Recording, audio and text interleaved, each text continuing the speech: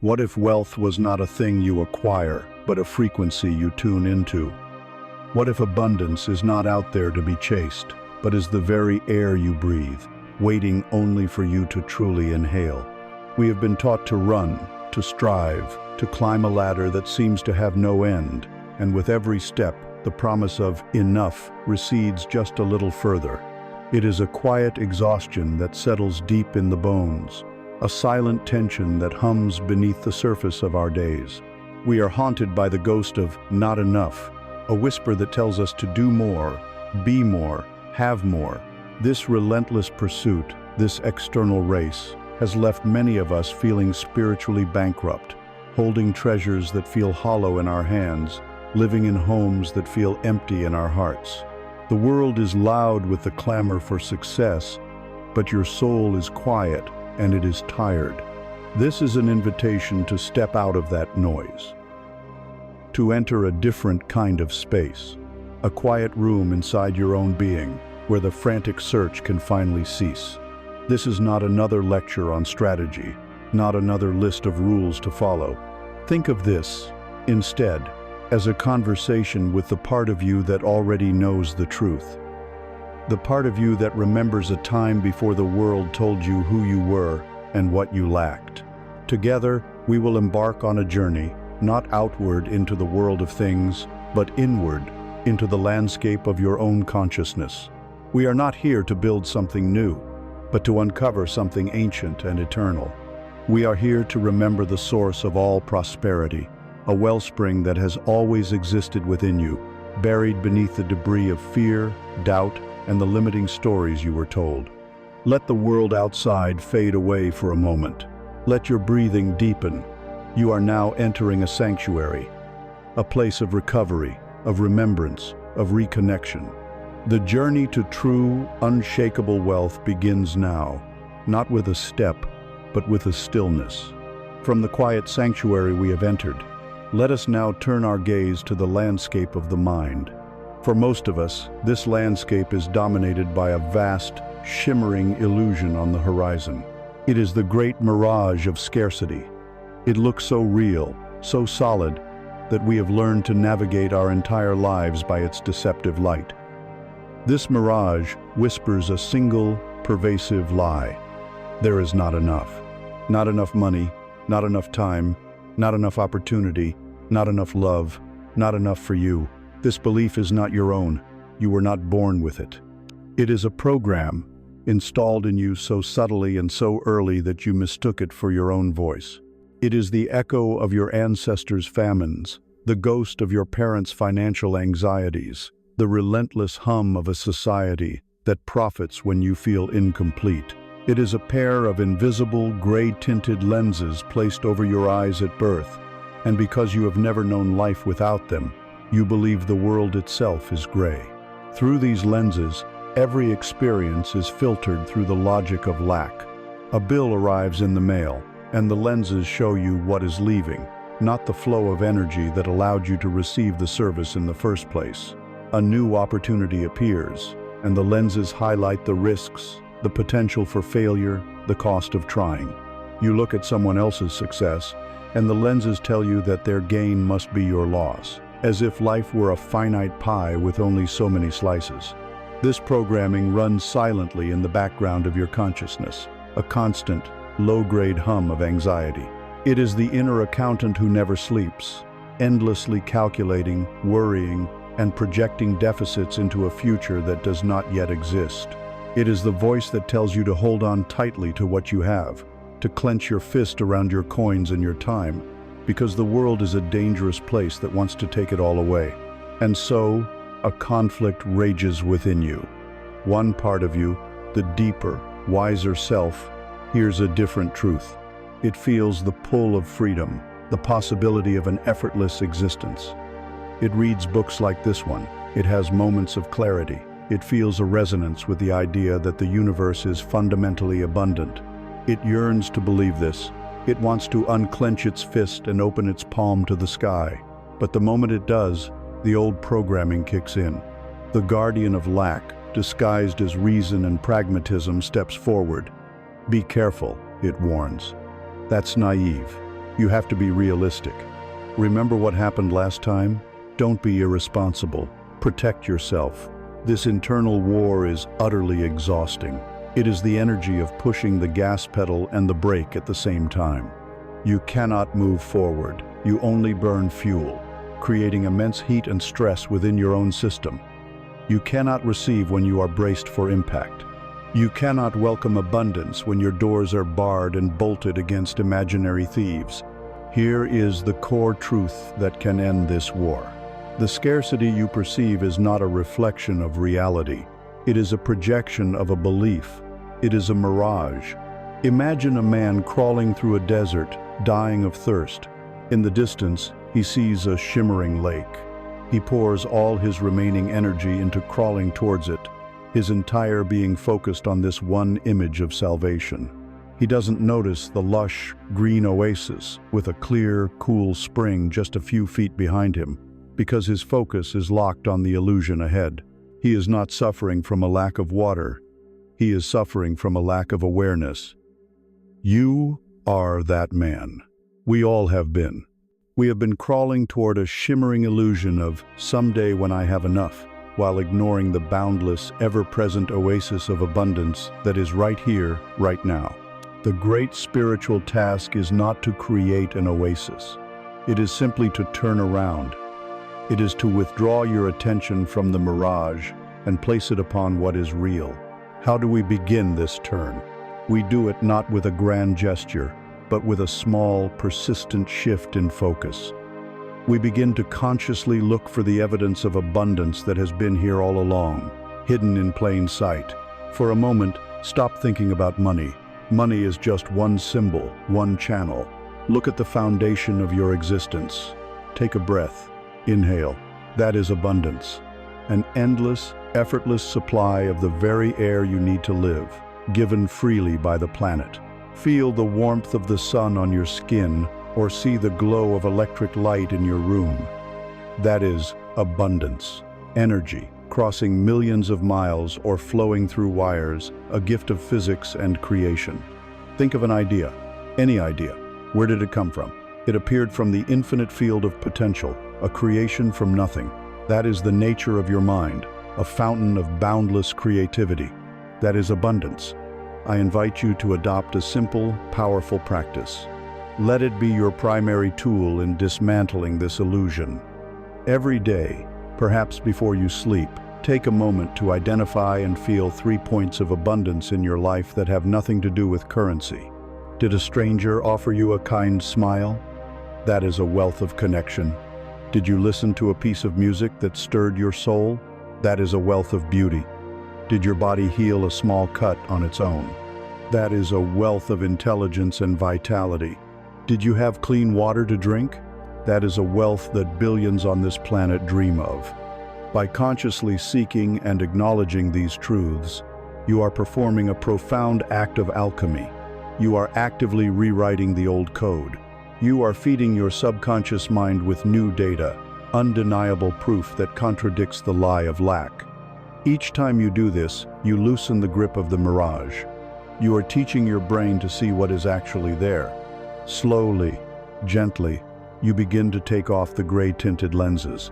At first, it might feel strange. The world might seem too bright, too colorful. The sheer, overwhelming reality of its richness can be jarring to a mind accustomed to scarcity. But as your eyes adjust, you will begin to see. You will see that generosity is the law of the universe, not hoarding. A tree does not hold back its fruit for fear of having none next year. It gives it all away, trusting the cycle. A river does not stop flowing to conserve its water. Its very nature is to flow. You will see that life is not a zero-sum game. The sun does not shine less on you because it is shining on your neighbor. The success and joy of another person does not diminish your own potential. It is evidence of what is possible for you, too. Removing these lenses of scarcity is the foundational step. It changes nothing in the world, and yet it changes everything. The resources, the opportunities, the beauty, the love, they were all here yesterday. But today, you can see them. You can perceive them. You are no longer living in the gray, flat world projected by your conditioning.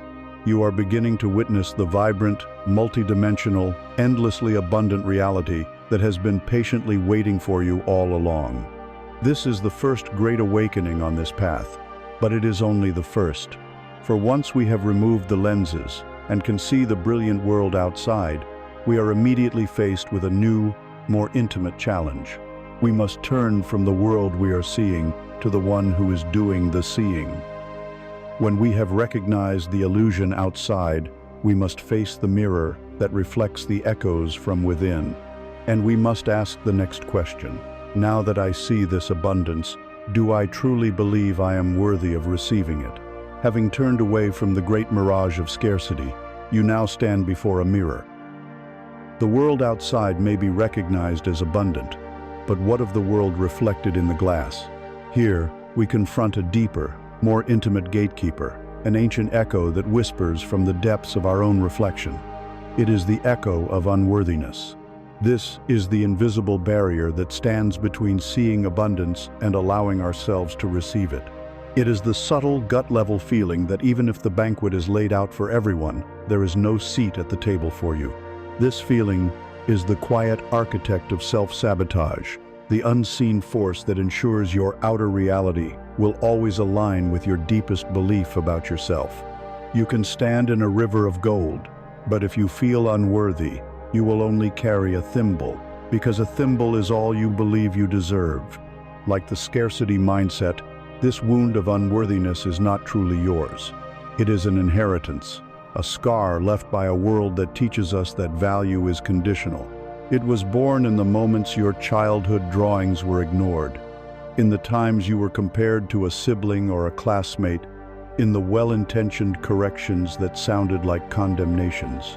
It was absorbed from every advertisement that told you you would be more lovable, more acceptable, if only you bought their product. It is a virus of the soul, passed down through generations, a belief that love, respect, and abundance are prizes to be won through struggle and performance, not birthrights to be enjoyed. And so we learn to perform. We become excellent students, hard-working employees, accommodating partners, all in a desperate, unconscious attempt to finally present enough evidence to a silent judge that we are worthy. Yet the verdict never seems to come. The goalpost is always moving. This creates a profound and painful inner conflict. Your conscious mind, your striving ego, desires a better life. It makes vision boards, sets goals, and repeats affirmations. It says, I want financial freedom. I want a beautiful home. I want to live a life of ease and joy. But your subconscious mind, where the wound of unworthiness resides, holds a different, more powerful belief. Good things don't happen to people like me. So a silent, devastating battle ensues. You take 2 steps forward in your career, and then inexplicably make a mistake that brings you 1 step back. You receive an unexpected sum of money, and an unconscious anxiety compels you to spend it or lose it almost immediately, just to return to the familiar baseline of not enough. You are offered a great opportunity, and the voice of the inner critic becomes a deafening roar. Who do you think you are? You're not qualified. You'll be exposed as a fraud. This is not bad luck. This is not fate. This is the gravitational pull of an unhealed wound, a subconscious program flawlessly executing its prime directive, to prove your deepest belief about yourself is true. Now, let us speak a truth so fundamental that it can silence that inner critic and begin to heal that wound. Your worth is not negotiable. It is absolute. It is not something you build, earn, or prove. It is something you are. You are worthy simply because you exist. The universe does not demand that a star perform calculations to prove its worthiness before it is allowed to ignite in the cosmos. A tree is not required to submit an application detailing its merits before it is allowed to draw sustenance from the soil. A mountain does not need to apologize for the space it occupies. They are worthy by virtue of their being. You are no different.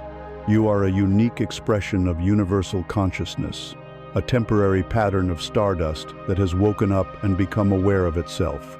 Your existence, your very breath, is your certificate of worthiness. It is unconditional and eternal. Let this truth sink past your mind and into your bones.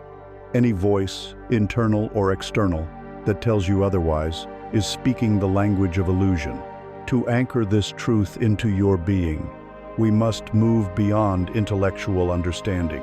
We must engage in a practice that bypasses the cynical mind and speaks directly to the wounded heart.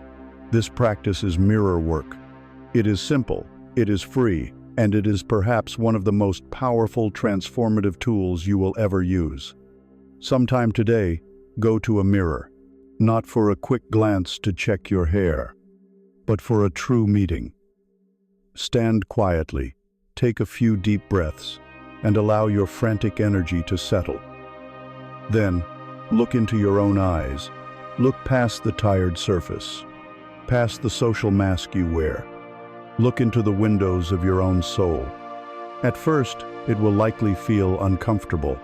You may want to look away, to laugh, to judge your appearance. That is the resistance. Breathe through it. Stay present. When you are ready, say these words out loud, clearly and deliberately. I am worthy. I am worthy of all the good that life has to offer. Say it again. Your voice may tremble. Tears may well up in your eyes. A wave of anger or sadness may rise. This is the poison leaving the wound. Do not fight it. Allow it. These are the frozen emotions of a lifetime of feeling less than, finally beginning to thaw. The part of you that has been hiding in the shadows is finally being seen. When you say, I am worthy to your own reflection, you are becoming the loving parent you always needed, the compassionate friend you always deserved. You are giving yourself the validation you sought from the outside world. Do this every morning and every night. Do it on the days you feel strong and especially on the days you feel weak. Do it until it no longer feels like a lie. Do it until the resistance fades, until the tears dry, and a quiet, solid feeling of truth begins to resonate in your chest.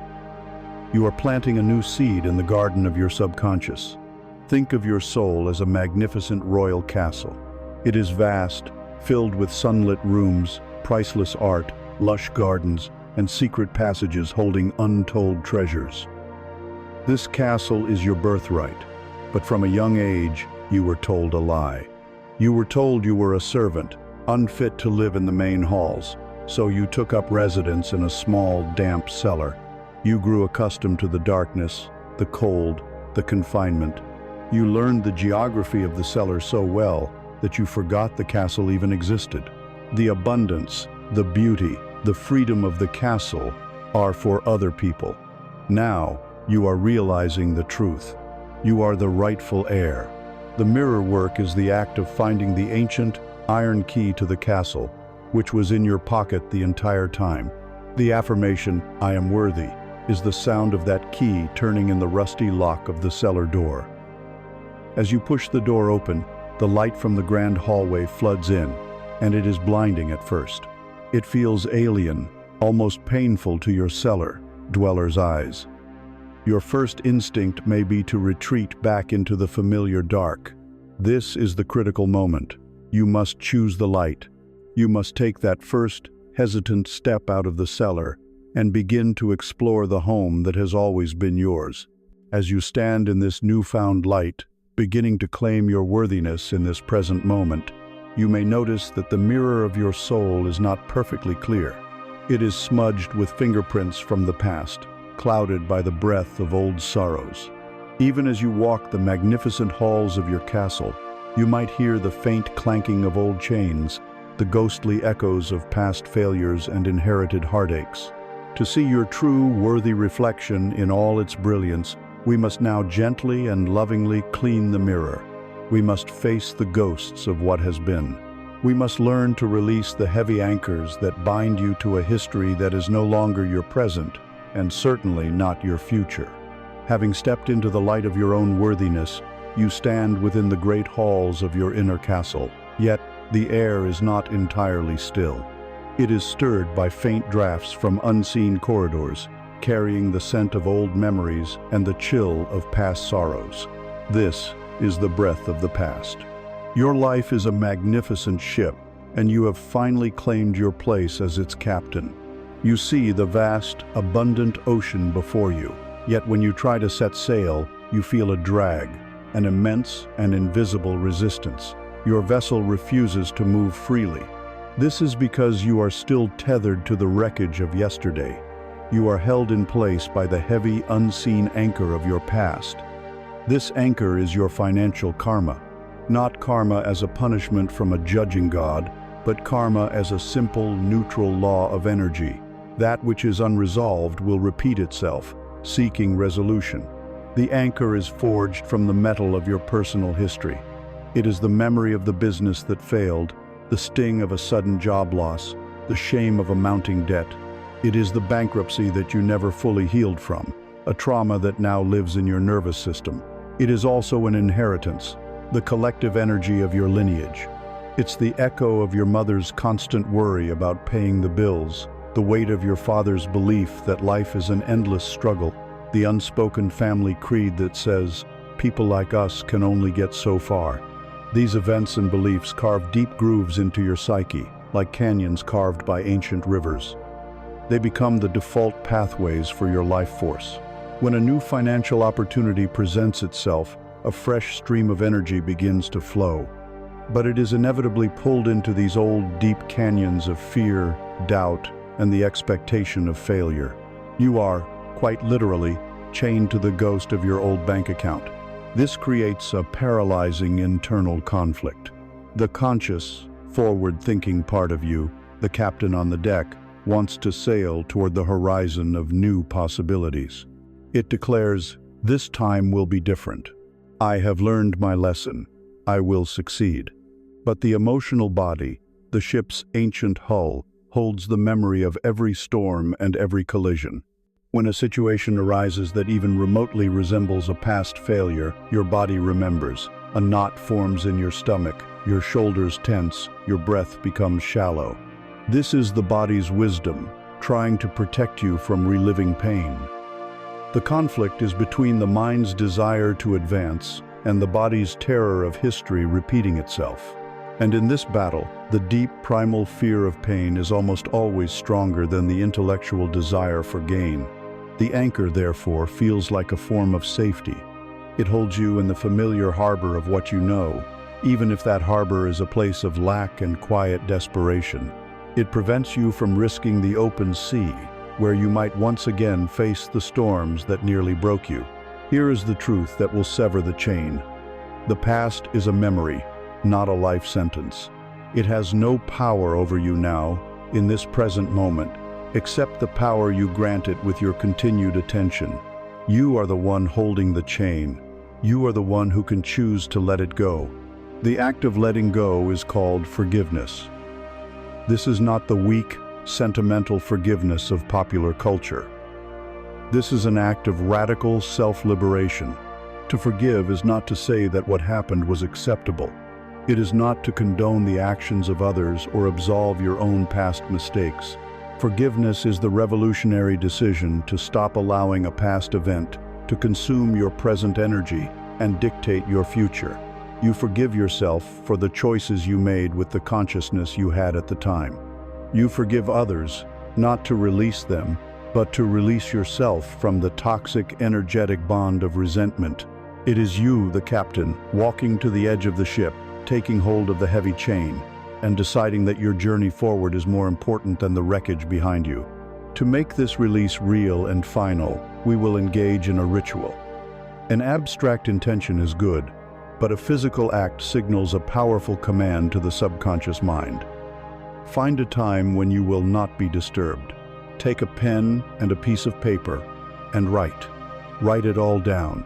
Do not edit or judge. Let the poison flow from your soul onto the page.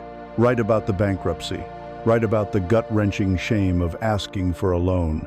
Write about the argument with your partner over money. Write down the cruel words your parents said, the beliefs they saddled you with.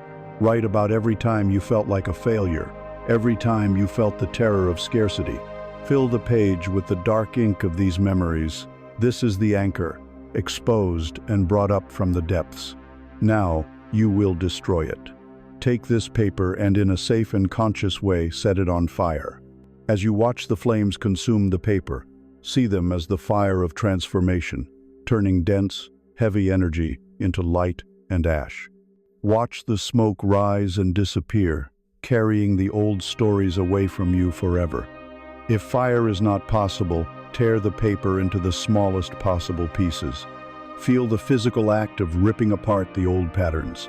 Then, take these pieces and bury them in the earth, allowing the soil to compost the old energy and turn it into something new. Or, submerge them in water, watching the words dissolve until the paper becomes a meaningless pulp. As you perform this action, speak these words aloud, with intention and authority. I forgive this past. I forgive myself for what I did not know. I release all the pain, all the shame, and all the fear associated with these memories. I take back all of my power that was tied to this history. The debt is paid. The story is over. The chain is broken. I am free. Feel the truth of these words in your body. Feel the lightness in your shoulders. Holding on to past financial trauma is like trying to drive a high-performance vehicle by looking only in the rearview mirror. You see every pothole you hit, every wrong turn you made, every near miss in excruciating, vivid detail. Your focus on the past is so intense that you fail to see the magnificent, wide-open highway stretching before you. You don't see the signs for beautiful destinations, the new roads of opportunity, the clear path ahead. You are far more likely to crash, not because of any new danger, but because your attention is fixed in the wrong direction. The ritual of release is the simple, profound act of turning your gaze forward. It is the conscious decision that the road ahead is infinitely more compelling and important than the road behind. With this act of release, you feel a profound shift. The immense drag on your ship vanishes. The heavy anchor is gone, released to the depths. For the first time, your vessel feels light, responsive, and alive. A new wind, the wind of possibility, fills your sails, and you begin to move forward with a grace and ease you have never known. The feeling is exhilarating, a true liberation. You are finally sailing. But as you look out from the deck of your newly freed ship, you notice you are not alone on this vast ocean. You see other ships on the horizon. Some appear larger, some seem to be moving faster, some shine with a brilliance that seems to dwarf your own. And here, in this wide-open water of freedom, a new, and perhaps more subtle, poison can begin to seep into the heart of the captain. The insidious poison of comparison. Your ship is free, the anchor of the past is gone, and the wind of the present fills your sails. For a moment, the feeling is one of pure, unadulterated freedom. But then, your eyes adjust to the vastness of the sea, and you see them, the other ships. A sleek vessel of a colleague's promotion glides past. A massive galleon representing a friend's new fortune looms on the horizon. A small, swift boat carrying a story of someone else's perfect relationship zips by, leaving a wake of envy. In this moment, the freedom of the open sea can suddenly feel like a terrifying, competitive arena. You have just entered the hall of distorted mirrors. This is the subtle, pervasive, and soul-crushing poison of comparison.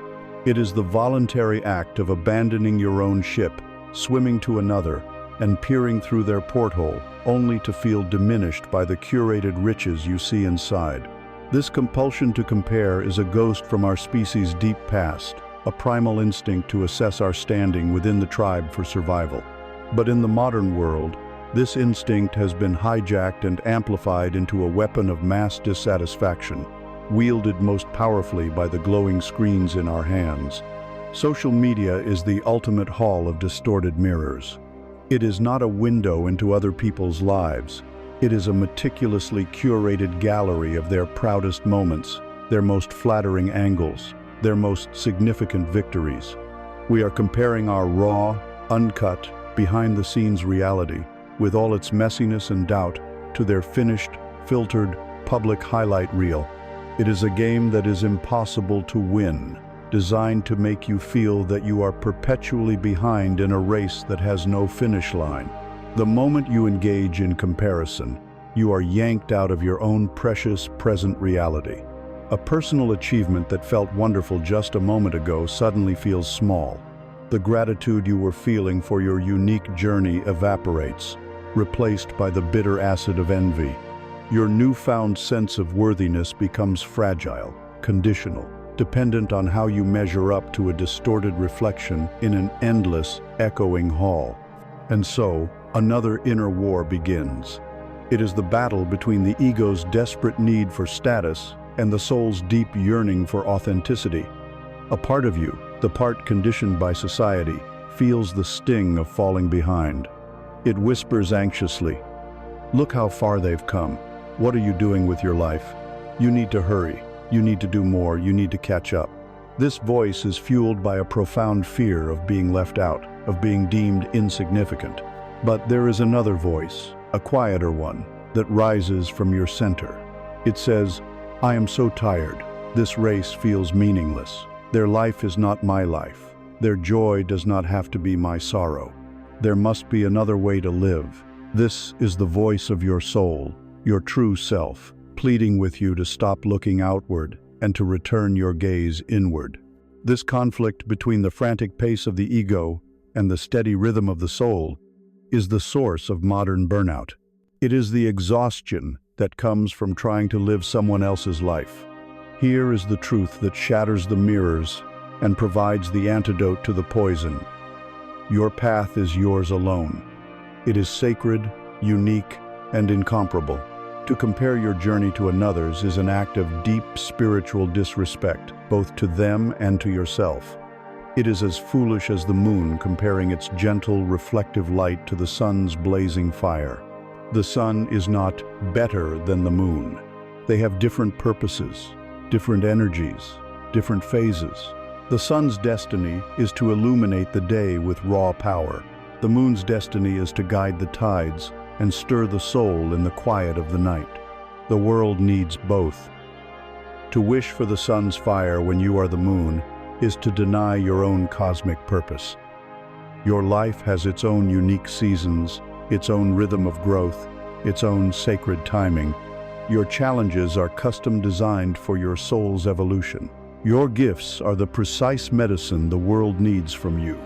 To look at another's path and wish it were yours is to abandon your own divine assignment.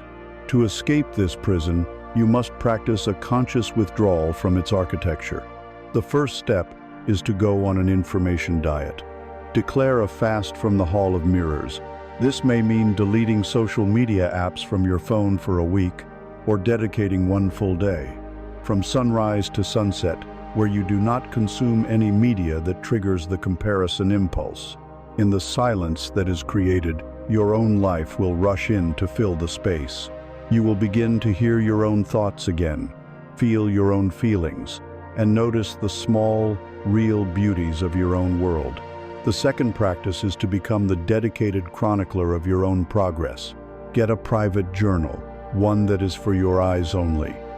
In it, record your wins. Not the wins that the world would applaud, but the wins that your soul recognizes. Today, I chose not to engage in gossip. Today, I honored my body's need for rest instead of pushing through. Today, I finished a difficult task I had been procrastinating on. This practice recalibrates your definition of success. It moves it from an external competition to an internal unfolding. You become your own benchmark. The third practice is an act of profound alchemy, transforming the poison of envy into the medicine of inspiration. When you inevitably see someone who has something you desire, a level of financial success, a creative talent, a deep relationship, and you feel that familiar pang of envy, do not suppress it or shame yourself for it. Instead, pause, breathe, and consciously reframe the thought. Say to yourself or to the universe, "Thank you. Thank you for showing me what is possible. Thank you for putting this example on my path to remind me of my own potential. If this is possible for them, then in my own unique way and in my own perfect time, It is possible for me too. In this moment, the person you envied ceases to be your competitor and becomes your teacher. Their success is no longer a testament to your lack, but a beacon of your own future possibility. Life is not a race. It is a grand art studio. Each soul is an artist, given a unique canvas, a personal palette of colors, and a divine vision to express. The tragedy of comparison is that it turns the artist into a critic, a wanderer who spends all their time roaming the studio, analyzing the brushstrokes on other people's canvases. They might admire the bold reds on one, the serene blues on another. They might despair that their own technique doesn't match up. But in all this looking, all this analyzing, all this comparing, their own canvas remains untouched, gathering dust in the corner. Their own divine, unrepeatable masterpiece remains unpainted. Your sacred duty is to return to your own canvas, to ignore the noise of the studio, to pick up the brushes that feel right in your own hand, to mix the colors that make your own heart sing, and to have the courage to paint the vision that only you can see. The world does not need another copy of a famous painting. It is desperately waiting for your original. To finally and completely break free from the prison of comparison, to leave the hall of mirrors for good, you must do more than just ignore the other paintings. You must fundamentally change the nature of the prize you believe you are competing for. The race feels so urgent only because we have all been conditioned to believe we are chasing the same treasure. The ultimate escape is to decide that this treasure is not what you truly seek. To truly escape the prison of comparison, we must break the value of its currency. We must stop measuring our ships against one another because we must realize we are not all sailing toward the same shore. This requires a revolution in perception, a fundamental redefinition of what we are actually seeking. We must now turn inward and ask the most important question of all: what is true wealth? To break the chains of comparison, we must be willing to question the very prize we are racing for. We have been taught a simple, brutal equation: wealth equals money. The more money, the more wealth. This definition is the bedrock of our modern society, the unquestioned truth upon which lives are built and broken. It is a definition that is clean, measurable, and soul-destroyingly incomplete. We have all seen the evidence of its failure. The tycoon with 3 houses who has never had a moment of peace, the executive with a 7-figure income whose body is collapsing from stress, the celebrity surrounded by luxury who feels utterly alone. They have won the game, only to find the prize is hollow. This is not wealth. This is the most tragic poverty of all. A poverty of life itself, disguised by a surplus of currency. Imagine you are lost in a vast desert, your throat cracked with thirst. In one hand, you carry a single, full canteen of cool, clean water. In the other, you carry a heavy chest filled with pure gold. In that moment of existential truth, which one holds more value? Which one is true wealth? The answer is obvious. The gold is a useless burden. The water is life itself. The definition of wealth that society has sold us is the chest of gold. We have been conditioned to haul this heavy, useless burden through the desert of our lives, all while ignoring the life-giving water that is all around us. We must now, for the sake of our own souls, put down the chest of gold and redefine the meaning of the water. We must redefine true wealth. True wealth is not a number. It is a state of being. It is not a single pillar of gold, but a rich, interwoven ecosystem of well-being. Its first and most precious form is the wealth of time. Not the time that is counted in billable hours, but the time that is measured in heartbeats.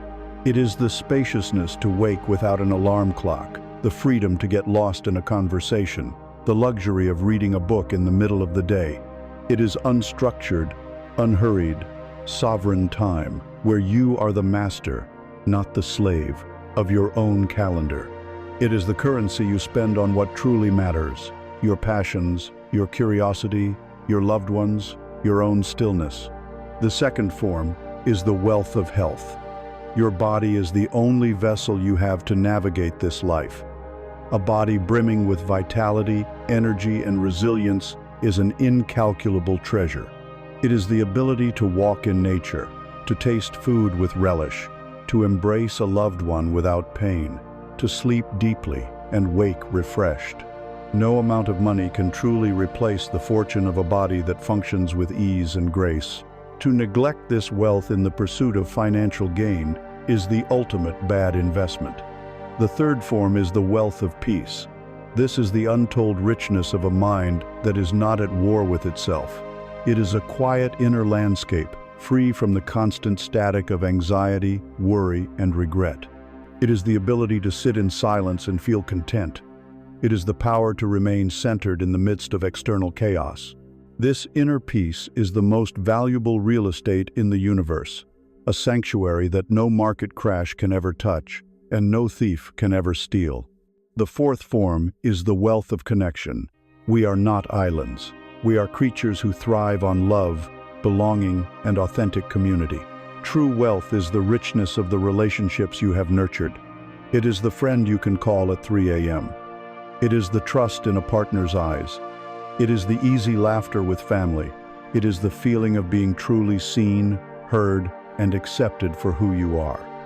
This web of love is a safety net far stronger than any financial portfolio.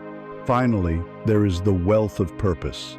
This is the profound satisfaction that comes from knowing you are here for a reason. It is the feeling of using your unique gifts and talents in a way that contributes to something larger than your own survival. It is the why that gets you out of bed in the morning. A motivation that transcends the need to simply pay the bills. A life rich with purpose can be joyful even in the face of material simplicity. A life without it can feel empty even in a palace. Within this new holistic definition, money finds its proper place. Money is not the goal. Money is a tool. It is a powerful form of energy that can be used to amplify and support true wealth. It can buy you time by freeing you from work you do not love. It can support your health by giving you access to better food and care. It can facilitate connection by allowing you to travel to see loved ones. It can empower your purpose by funding your creative projects or charitable impulses. Money is a wonderful servant, but a tyrannical master. The goal is not to accumulate more of the tool, but to become richer in the life the tool is meant to serve. Of course, a deep conflict arises when you begin to embrace this philosophy. The quiet voice of your soul celebrates this richer definition of life, but the loud, frantic voice of the world, of your conditioning, of your family's expectations, screams in protest. It calls you irresponsible, lazy, naive. It flashes images of destitution and failure. It tells you that you are foolish to step off the ladder that everyone else is desperately trying to climb. This is the true test, the courage to honor your own definition of a rich life, even if the world doesn't understand or approve. To strengthen your resolve, you must take stock of the riches you already possess. I invite you to conduct an audit of your true wealth. Take a journal and create a new kind of balance sheet. On one side, write assets. Now, begin to list your non-material treasures. Do you have the skill to cook a nourishing meal, to fix a broken object, to listen with compassion? Write it down. Do you possess the wisdom gained from past heartbreaks and failures?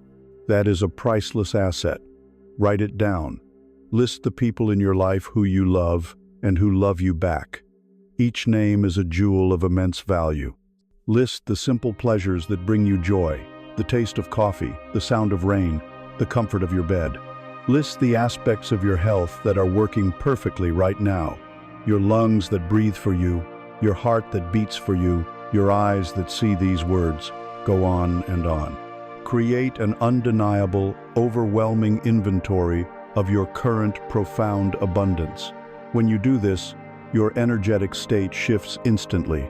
You move from the feeling of, I don't have enough, to the stunning realization of, my God, I am already so rich.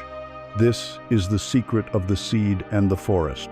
We have been taught to believe we are empty fields that must be filled with seeds acquired from the outside world.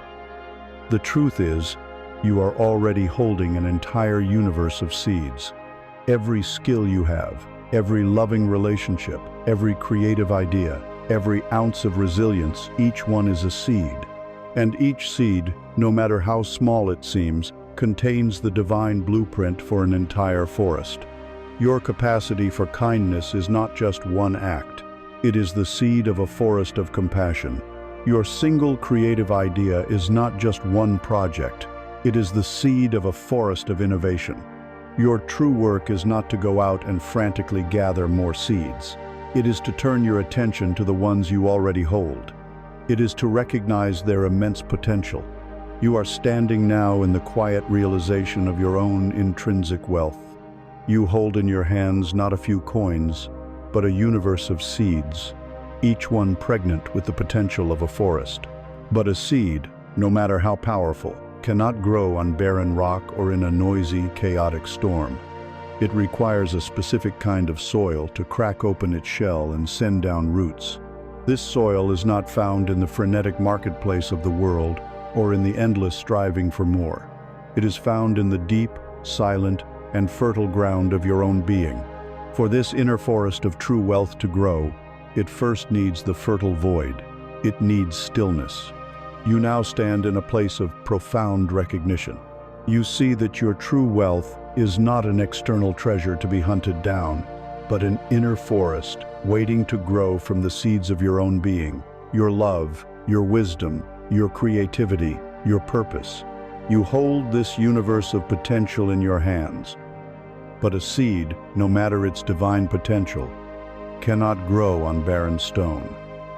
It cannot take root in the midst of a hurricane. It requires a specific kind of soil, a sacred ground, to germinate. This soil is not found in more action, more strategy, or more frantic effort. The soil that nurtures the forest of abundance is the deep, dark, and utterly transformative power of stillness. Our modern world is terrified of stillness. We live in a culture that worships at the altar of busyness. We treat a full calendar as a sign of importance and exhaustion as a badge of honor. We have become addicted to noise, to distraction, to the constant influx of information that keeps our minds perpetually occupied. We fill every spare moment with a podcast, a video, a stream of notifications, anything to avoid the gaping maw of silence. Why? Because we are terrified of what we might find there. Beneath the fear of boredom lies a deeper fear, the fear of confronting ourselves. In the silence, the unresolved emotions we have been running from begin to surface. The quiet anxieties we numb with noise begin to speak. The profound existential questions about our lives begin to echo in the emptiness.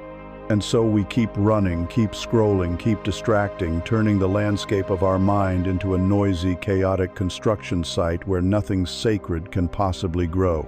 This noisy mind is the primary obstacle to wealth. It is a terrible creator of problems.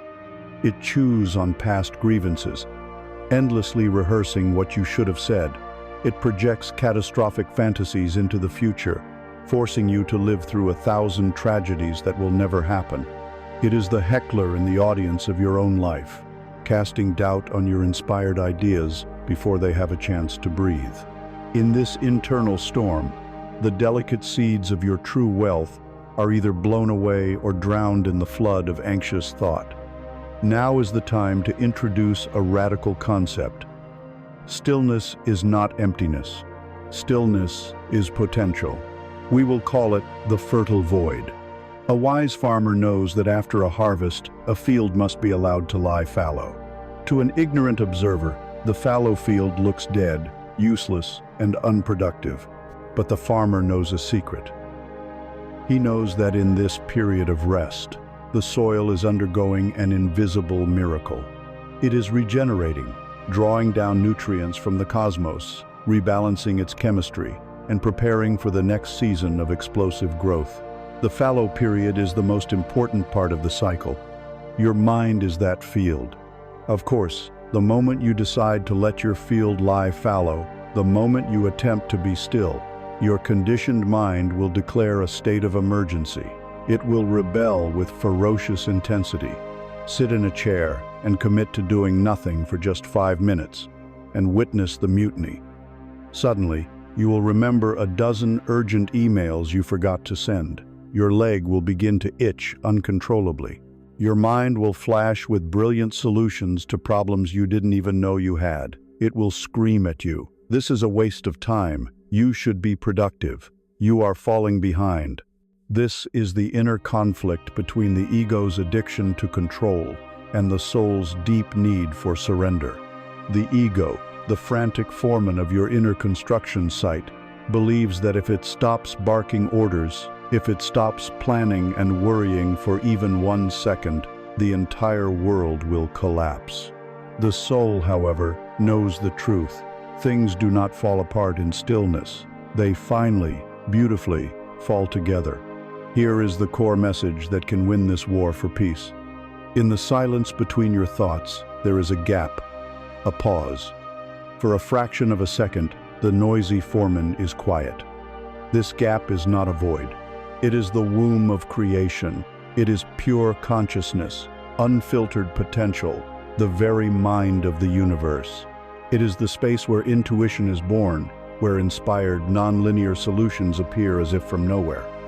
The universe is constantly whispering its secrets to you, but it does not shout. It will not try to compete with the noise of your restless mind.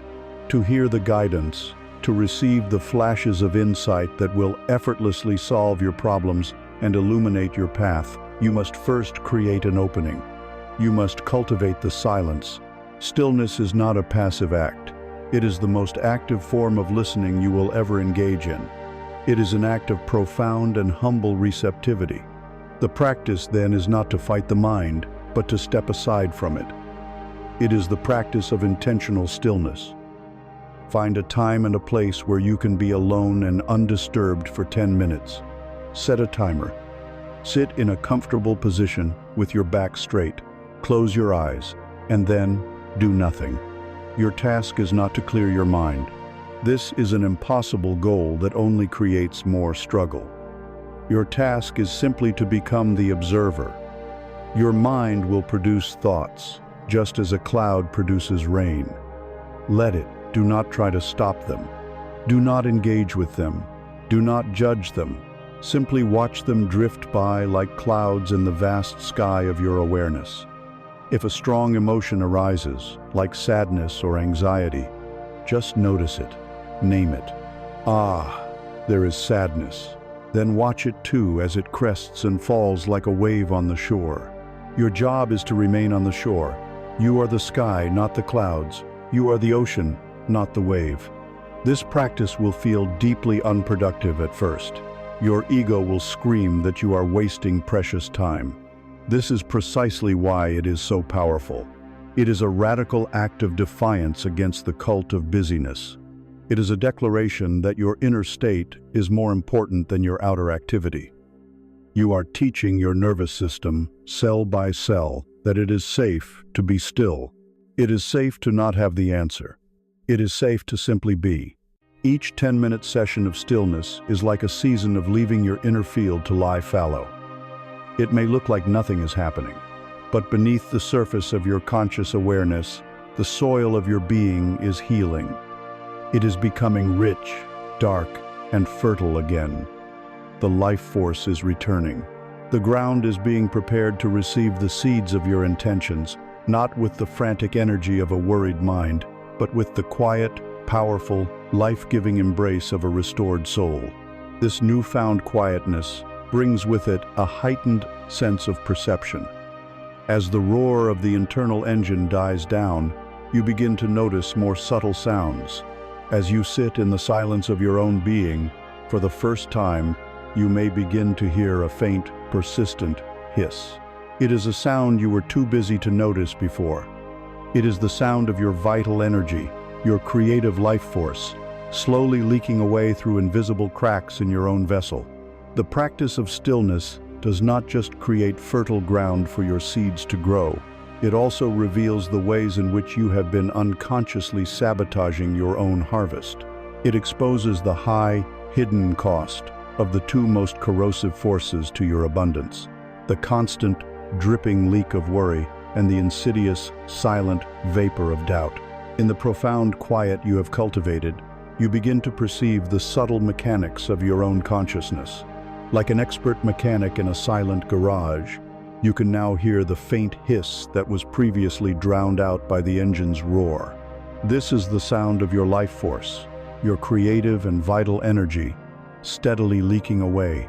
Your being is a sacred vessel, designed to be filled to the brim with the energy of abundance, peace, and potential. Yet for years, this vessel has been riddled with invisible cracks, ensuring that no matter how much goodness flowed in, it would quickly drain out, leaving you perpetually feeling depleted and running on empty. These leaks are not your fault, but it is your responsibility to seal them. They are called worry and doubt. Worry is the most obvious leak. It is a steady, corrosive drip, dripping away your precious energy on imagined futures. Let us be very clear about what worry is. It is a profound misuse of the divine faculty of imagination. Your imagination is the most powerful creative tool you possess. It is the faculty you use to project a possibility into the quantum field, to build a blueprint for reality to coalesce around. When you worry, you are meticulously, and often obsessively, using this sacred tool to build a detailed vision of a future you do not want. You are, in essence, praying for what you fear. You are flooding a negative blueprint with the powerful emotional energy of dread, which is a potent signal to the universe. Worry masquerades as productive. The ego believes that by rehearsing disaster, it is somehow preparing for it, controlling it. This is a grand illusion. Worry is not preparation. It is a state of self-inflicted paralysis. It drains the energy you need in the present moment, leaving you exhausted and ill-equipped to handle the very future you are so concerned about. It is like trying to fuel a car by siphoning the gas out of its own tank.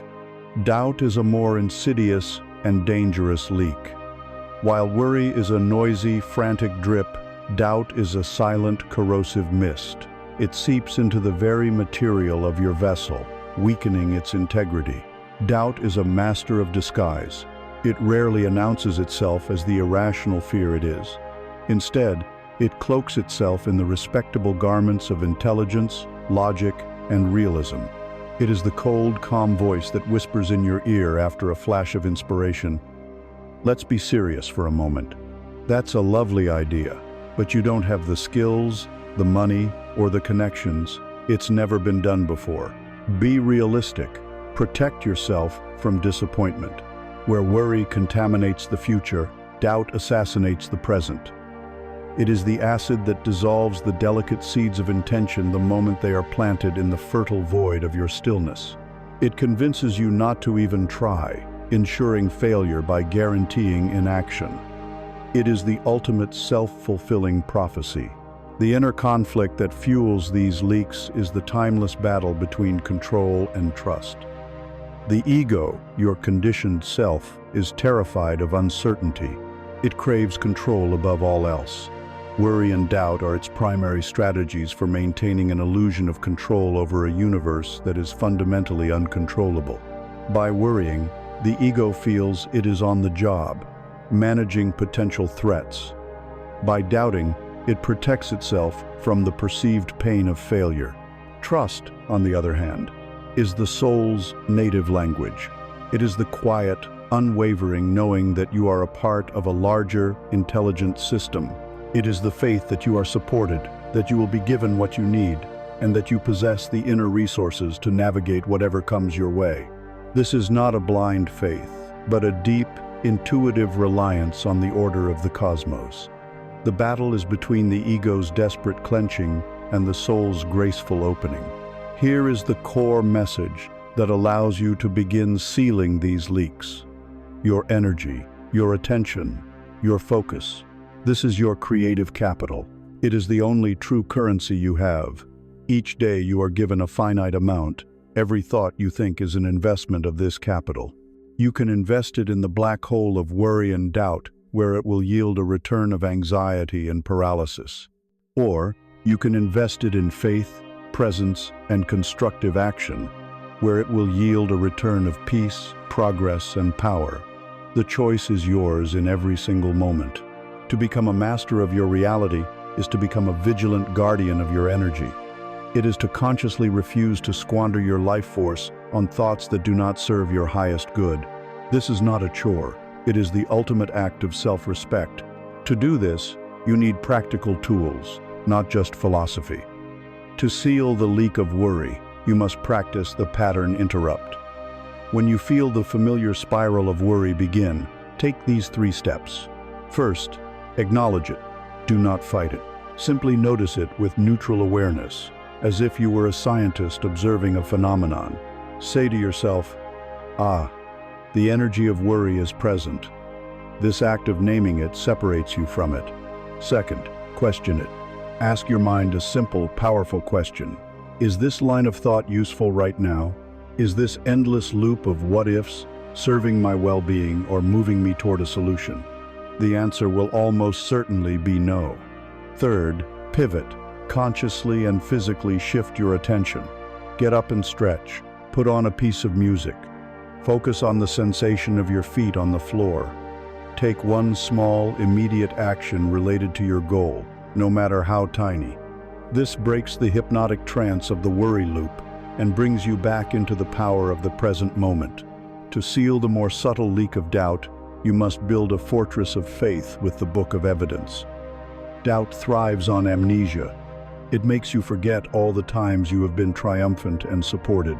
Your task is to create an undeniable record. Get a physical journal, a sacred object.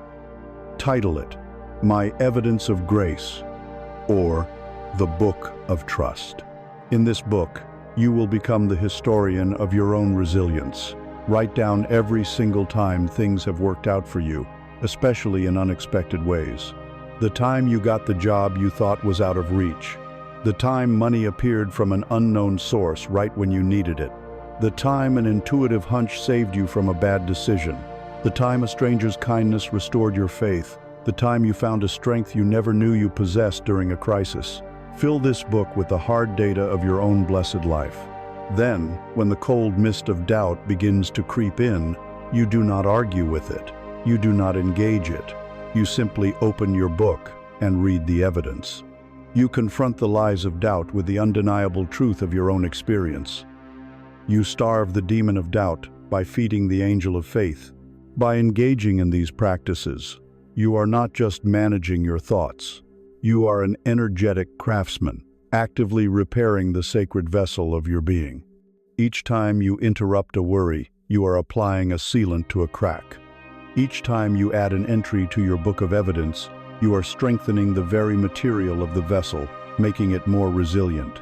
The goal is to become an integral container, whole and without leaks. It is only a vessel that is whole that can be filled. The universe is in a constant state of outpouring, forever trying to shower you with grace, inspiration, and abundance. When your vessel is sealed, it can finally receive and hold the gifts that have always been meant for you. The constant drain has stopped. By sealing these energetic leaks, your vessel becomes whole. For the first time, it can truly hold the energy that is your birthright. But a vessel, no matter how perfect, is still just a container. The next great step on this journey is to move from simply holding energy to consciously shaping it. We must evolve from being a passive container into being the active, intentional architect of our inner world. We must now learn how to build. You stand now as the master of your own vessel, the leaks of worry and doubt sealed by the power of your presence. Your energy, once squandered, is now contained, whole, and humming with potential. But a vessel, however perfect, is merely a container. The next great evolutionary step is to move from passively holding energy to consciously directing it. It is time to graduate from the keeper of the vessel to the architect of the world within it. It is time to consciously build your beliefs. We have been raised to think of our beliefs as immutable truths, as fixed and factual as the law of gravity. We say, "This is just the way I am," or "That's the way the world works," as if we are powerless observers of a pre-written reality. This is the most profound illusion that keeps us trapped. A belief is not a truth. A belief is a thought you have practiced. It is a mental pathway in your brain that you have walked so many times, it has become a deep, wide, and comfortable road. Your thoughts, like streams of water, naturally flow down this path of least resistance. If the path is, life is a struggle, then all your thoughts and perceptions will flow into that canyon, carving it deeper every day. The good news is that you are not the path. You are the one who chooses where to walk. You are the architect, and you can design and build new paths, new structures, new realities anytime you choose. Imagine yourself as the architect of your own inner temple. This temple is your consciousness, and its structural integrity determines the quality of your entire life. For many of us, the foundation of this temple was laid unconsciously in our childhood. The building materials were the beliefs of our parents, the opinions of our teachers, the fears of our society. The foundation was made of shoddy materials, stones of unworthiness, mortar of scarcity, and blueprints drawn from a place of fear. Is it any wonder, then, that the temple we inhabit as adults feels unstable, drafty, and incapable of holding the vast treasures we seek? Is it any wonder that when we try to place a golden statue of abundance on a floor built from the belief that we'll never have enough, the floorboards creak and threaten to collapse? The work now is not to add more decorations to a failing structure. The work is a conscious, deliberate, and exhilarating renovation. It is time to tear down the old temple of lack and build, stone by stone, a magnificent temple dedicated to prosperity, worthiness, and grace. This renovation project will not be without resistance. There is a strange and powerful comfort in the familiar, even when the familiar is a prison. The old, negative beliefs, like a cramped and dark but well-known room, feel like home. They define our identity. The moment you begin to install a new belief, the old identity feels threatened with annihilation. You declare, "I am a magnet for financial abundance," and a chorus of inner voices screams in protest. "No, you're not. Who are you kidding? You've always been bad with money. This isn't you." This inner turmoil, this feeling of being a fraud when you first utter a new affirmation, is not a sign that it isn't working. It is a sign that it is working. It is the sound of the old, rotten structure groaning under the pressure of a new, solid foundation being laid. The discomfort is the friction between your past self and your emerging self. Your job is to breathe through this discomfort and keep building. You are the architect. This is your power. Your most repeated thoughts are the physical building materials. With every thought, you are choosing to lay down a stone of fear, or a stone of faith, a brick of resentment, or a brick of forgiveness. Your words, your affirmations, are the blueprints. They are the clear, precise instructions you give to the universal energy and to your own subconscious mind, which is the master builder that works tirelessly, day and night, to construct the reality that matches the blueprint it is given. For years, you have been handing your master builder blurry, contradictory, and fear-based blueprints, and it has faithfully built you a reality to match. Now, you will hand it a new set of plans. You will give it a masterpiece to build. Here is the practical work of the architect. First, you must identify the old, faulty blueprint. Take an area of your life where you feel stuck, such as your finances. Take out your journal and ask, with radical honesty, what do I truly believe about money? Don't write what you think you should believe. Write the deep, gut-level belief that has been running your life. Perhaps it is, you have to work incredibly hard to get by, or rich people are greedy, or I'm just not a money person. Expose the old blueprint to the light of your awareness. Second, you must design the new, empowering blueprint. Create a new belief, that is the powerful, positive opposite of the old one. This statement must follow 3 rules. It must be personal, starting with I or I am.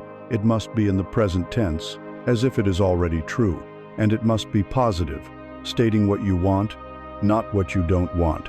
So, you have to work hard becomes, I am a vessel for abundance, and money flows to me easily, frequently, and joyfully. Write this new statement down. This is your new architectural plan. Third, you must lay the new foundation through saturation. A blueprint is useless if it stays rolled up in a drawer. You must saturate your consciousness with it. Write your new belief on cards and place them where you will see them every day. On your mirror, on your desk, in your car. Say it out loud with feeling and conviction every morning upon waking and every night before sleeping. Record yourself saying it and listen to it while you walk or drive. Your goal is to make this new thought more familiar to your brain than the old one.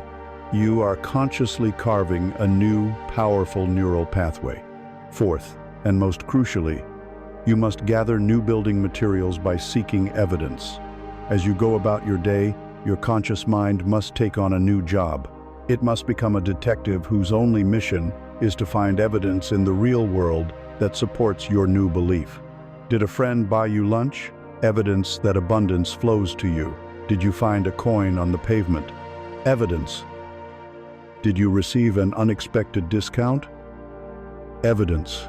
Did a creative idea for a new income stream pop into your head? Powerful evidence. Each time you find a piece of evidence, no matter how small, acknowledge it with excitement. Yes, there it is again. Of course, money flows to me with ease. This practice proves to your logical mind that the new blueprint is not a fantasy. It is becoming a physical reality. Think of your mind as a garden. For most of your life, you have allowed it to be untended.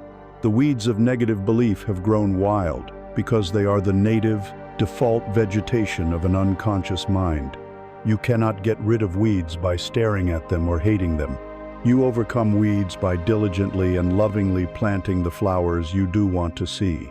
The new beliefs are your flowers. The daily repetition and evidence gathering are the water and sunlight. Over time, your magnificent, intentional garden will become so lush and vibrant that there will be no room left for the weeds to grow. You will have transformed the very landscape of your mind. As the architect of your inner world, you have now done the foundational work. You have cleared the old, unstable structure. You have laid a new foundation of empowering belief. You are raising the walls stone by stone with new conscious thoughts. The structure is sound. The design is true. A magnificent temple is rising within you, but a building, however well constructed, is still just an empty shell. It lacks a soul. It lacks a feeling. For it to become a sacred space, a place of true power, it must be consecrated. It must be filled with a living, breathing energy that makes it holy, a palpable frequency that magnetizes grace and miracles to it. The very mortar that holds these stones of belief together, the eternal flame that must now be lit upon its central altar, is the high, resonant, and transformative vibration of gratitude. The temple of your inner world now stands. Its foundation is true. Its walls are strong, built from the deliberate choice of empowering beliefs. But a structure, however magnificent, is lifeless without a presence, without an energy that consecrates it and makes it holy. An empty temple is just a building. A living temple is a magnet for miracles. You must now light the eternal flame on its altar. You must fill its halls with a resonant hum that calls out to the universe. This flame, this sacred vibration, this living mortar that binds the very stones of your belief together, is gratitude. We have been taught that gratitude is a polite sentiment, a nice thing to feel after we have received something good. This is a profound misunderstanding of a fundamental cosmic law. Gratitude is not a response. It is a cause. It is not a passive emotion. It is an active, energetic frequency. Think of the universe not as a random collection of things, but as an infinite ocean of vibration. Everything, from a stone to a star to a thought, has its own unique frequency. Fear, resentment, and scarcity vibrate at a low, heavy, and discordant frequency. Love, joy, and abundance vibrate at a high, light, and harmonious frequency. Gratitude is the master key. It is the express elevator that takes you instantly from the basement of lack to the penthouse of abundance. It is impossible to feel genuine, heart-centered gratitude and simultaneously feel the anxiety of scarcity.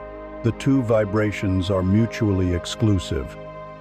You cannot be in two places at once. This is why gratitude is the ultimate tool for reprogramming your reality. It works by commanding your focus. Your mind cannot hold a state of lack and a state of appreciation in the same instant. By consciously choosing to focus on what you have, on what is good, on what is working, you are forcefully withdrawing your precious energy and attention from the old programs of what is missing, what is broken, and what is wrong. You are starving the beast of scarcity by refusing to feed it your focus.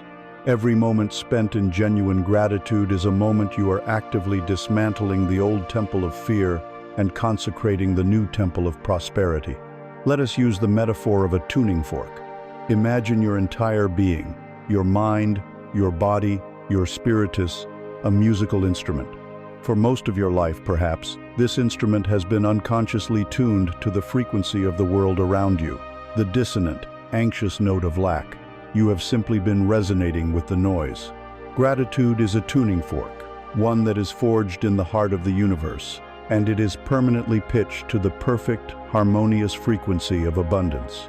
When you perform a conscious act of gratitude, you are striking this tuning fork against the surface of your heart. At first, its hum may seem faint, easily drowned out by the old familiar noise of your mind. But as you strike it again and again, a powerful law of physics takes over, the law of resonance.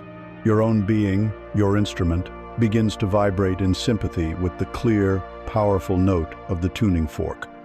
The old, dissonant frequency cannot coexist with this new, harmonious one. It is recalibrated. You literally begin to hum with the frequency of abundance. The inner conflict here is subtle but strong. The first resistance comes from the cynical ego. It dismisses gratitude as a simplistic, childish game. It says, "How can I be grateful for the pennies in my pocket when I have mountains of debt?" That's delusional. The second resistance comes from sheer habit. We are neurologically wired for threat detection, a survival mechanism that has us constantly scanning for what is wrong. It takes conscious, deliberate effort to override this default programming and to intentionally scan for what is right. The battle is between the soul's deep, intuitive, knowing that gratitude is a form of prayer, and the ego's conditioned, cynical belief that it's a form of denial. The core message is this: gratitude is not denial. It is a conscious act of amplification. You are not ignoring your problems. You are choosing to invest your creative energy in the frequency of solutions. Gratitude is the most direct and powerful form of communication you can have with the universe. Each heartfelt thank you is a declaration of faith. It is a signal sent from your heart that says, "I see the goodness that is already here. I acknowledge it. I value it. I am open and ready to receive more of this same quality." It creates a divine feedback loop. The universe provides. You receive and give thanks. Your thanks opens the channel for the universe to provide even more. You are no longer a beggar pleading for scraps. You are a graceful partner in a cosmic dance of giving and receiving. To make this a living reality, you must build a daily, non-negotiable practice. You will build a gratitude altar within your temple, not of wood or stone, but of your own attention. Begin your day with a morning consecration. Before you check your phone, before your mind begins to race with the day's to-do list, while you are still in that soft, receptive state between sleep and waking, bring your attention to your heart. Bring to mind 3 specific things you are grateful for. Not grand things, simple things. The warmth of the blankets, the gift of your breath moving in and out of your lungs, the sound of a bird outside your window, The key is to move beyond the mental checklist. Do not just think about the warmth of the blankets. Feel the warmth. Let the feeling of gratitude permeate your body. Let it be the very first emotional state you inhabit each day. Then, end your day with an evening accounting. Before you fall asleep, take your journal and write down 3 to 5 specific things that occurred during the day for which you are grateful. Specificity is the key to amplifying the emotion. Not, I'm grateful for my job, but I am grateful for the brief, encouraging conversation I had with my colleague by the coffee machine. Not, I'm grateful for my health, but I am grateful that my legs carried me up the stairs without pain today. This practice trains your reticular activating system, the filter in your brain, to actively search for and notice the good. You are programming your mind to find the evidence of your own blessedness, and what you focus on expands. Your daily practice is the act of striking the cosmic tuning fork. At first, the sound may be quiet, but with each repetition, the resonance grows. The hum of gratitude becomes your new baseline, your energetic home. Your thoughts begin to harmonize with it. Your emotional state attunes to it. The very cells in your body begin to vibrate at this higher frequency. You literally become a walking, talking embodiment of abundance. You no longer need to chase after good things. You become a vibrational match for them. And by the infallible law of resonance, that which is like unto itself is drawn. The people, the opportunities, the resources, the ideas that vibrate at the frequency of abundance are now drawn to you effortlessly, not because of what you are doing, but because of who you are being. From this sacred resonant space of gratitude, your entire being now hums with the frequency of a deep and resounding yes. Yes to life. Yes to your worthiness. Yes to the abundance that already surrounds you and flows through you. This powerful state of alignment is the absolute prerequisite for all advanced conscious creation. Now, from this potent state, we learn to use our voice not just to give thanks for what we already have, but to speak into existence that which is on its way. From the frequency of gratitude, we learn to wield the most creative and powerful words in the entire universe, I am. You stand now within your consecrated inner temple, humming with the high, harmonious frequency of gratitude. This is the sacred ground of creation. From this state of alignment, of being in resonant partnership with the universe, you are ready to move from acknowledging what is, to consciously calling forth what shall be. We now learn to wield the 2 most potent creative words a human being can utter. These are not words of pleading nor of hope, but of absolute divine command. These words are, I am. In every language, in every culture, these 2 words form the bedrock of identity. They are a direct statement of being. What you place after the words I am is a direct instruction to the deepest level of your consciousness and to the infinite, formless substance of the universe from which all things are made. Your subconscious mind does not argue. It does not judge. It is a loyal, powerful, and impersonal servant. Its sole function is to accept what you, the conscious mind, decree as true, and then to work tirelessly to orchestrate reality to match that decree. For most of your life, you have been using this power unconsciously and often destructively. When you say, I am so tired, your subconscious hears a command and begins to slow your metabolic processes. When you say, I am always broke, your subconscious hears a decree and begins to filter your perception to notice lack and to overlook opportunity. You have been giving commands your entire life. The only change now is that you will begin to give them with deliberate, conscious intent. Here we encounter the master key to conscious creation, a principle that separates idle wishing from powerful manifestation. You do not affirm to get something. You affirm from the state of already having it. This is the art of assuming the wish fulfilled. A mind rooted in the old world of lack affirms, I want to be wealthy, or I will be wealthy. Both statements are declarations of a present lack. They affirm that wealth is something separate from you, something in the future, something you do not currently possess. The creative power of I am requires a radical shift in perspective. You do not plead. You announce. You declare, from a place of quiet knowing, I am wealthy. Immediately, the logical, conditioned mind rebels. This is the greatest hurdle you will face on this path. Your ego, the guardian of your past identity, will scream, "Liar! Look at your bank account. Look at your bills. That is a fantasy. Be realistic." It points to the world of the senses, the world of so-called facts, and uses it as evidence against your new declaration. And here is the conflict. It is a battle between your memory and your imagination. Your senses can only report on the past. The physical reality you see around you is the finished product of your old beliefs and your old thoughts. It is a shadow of what has already been.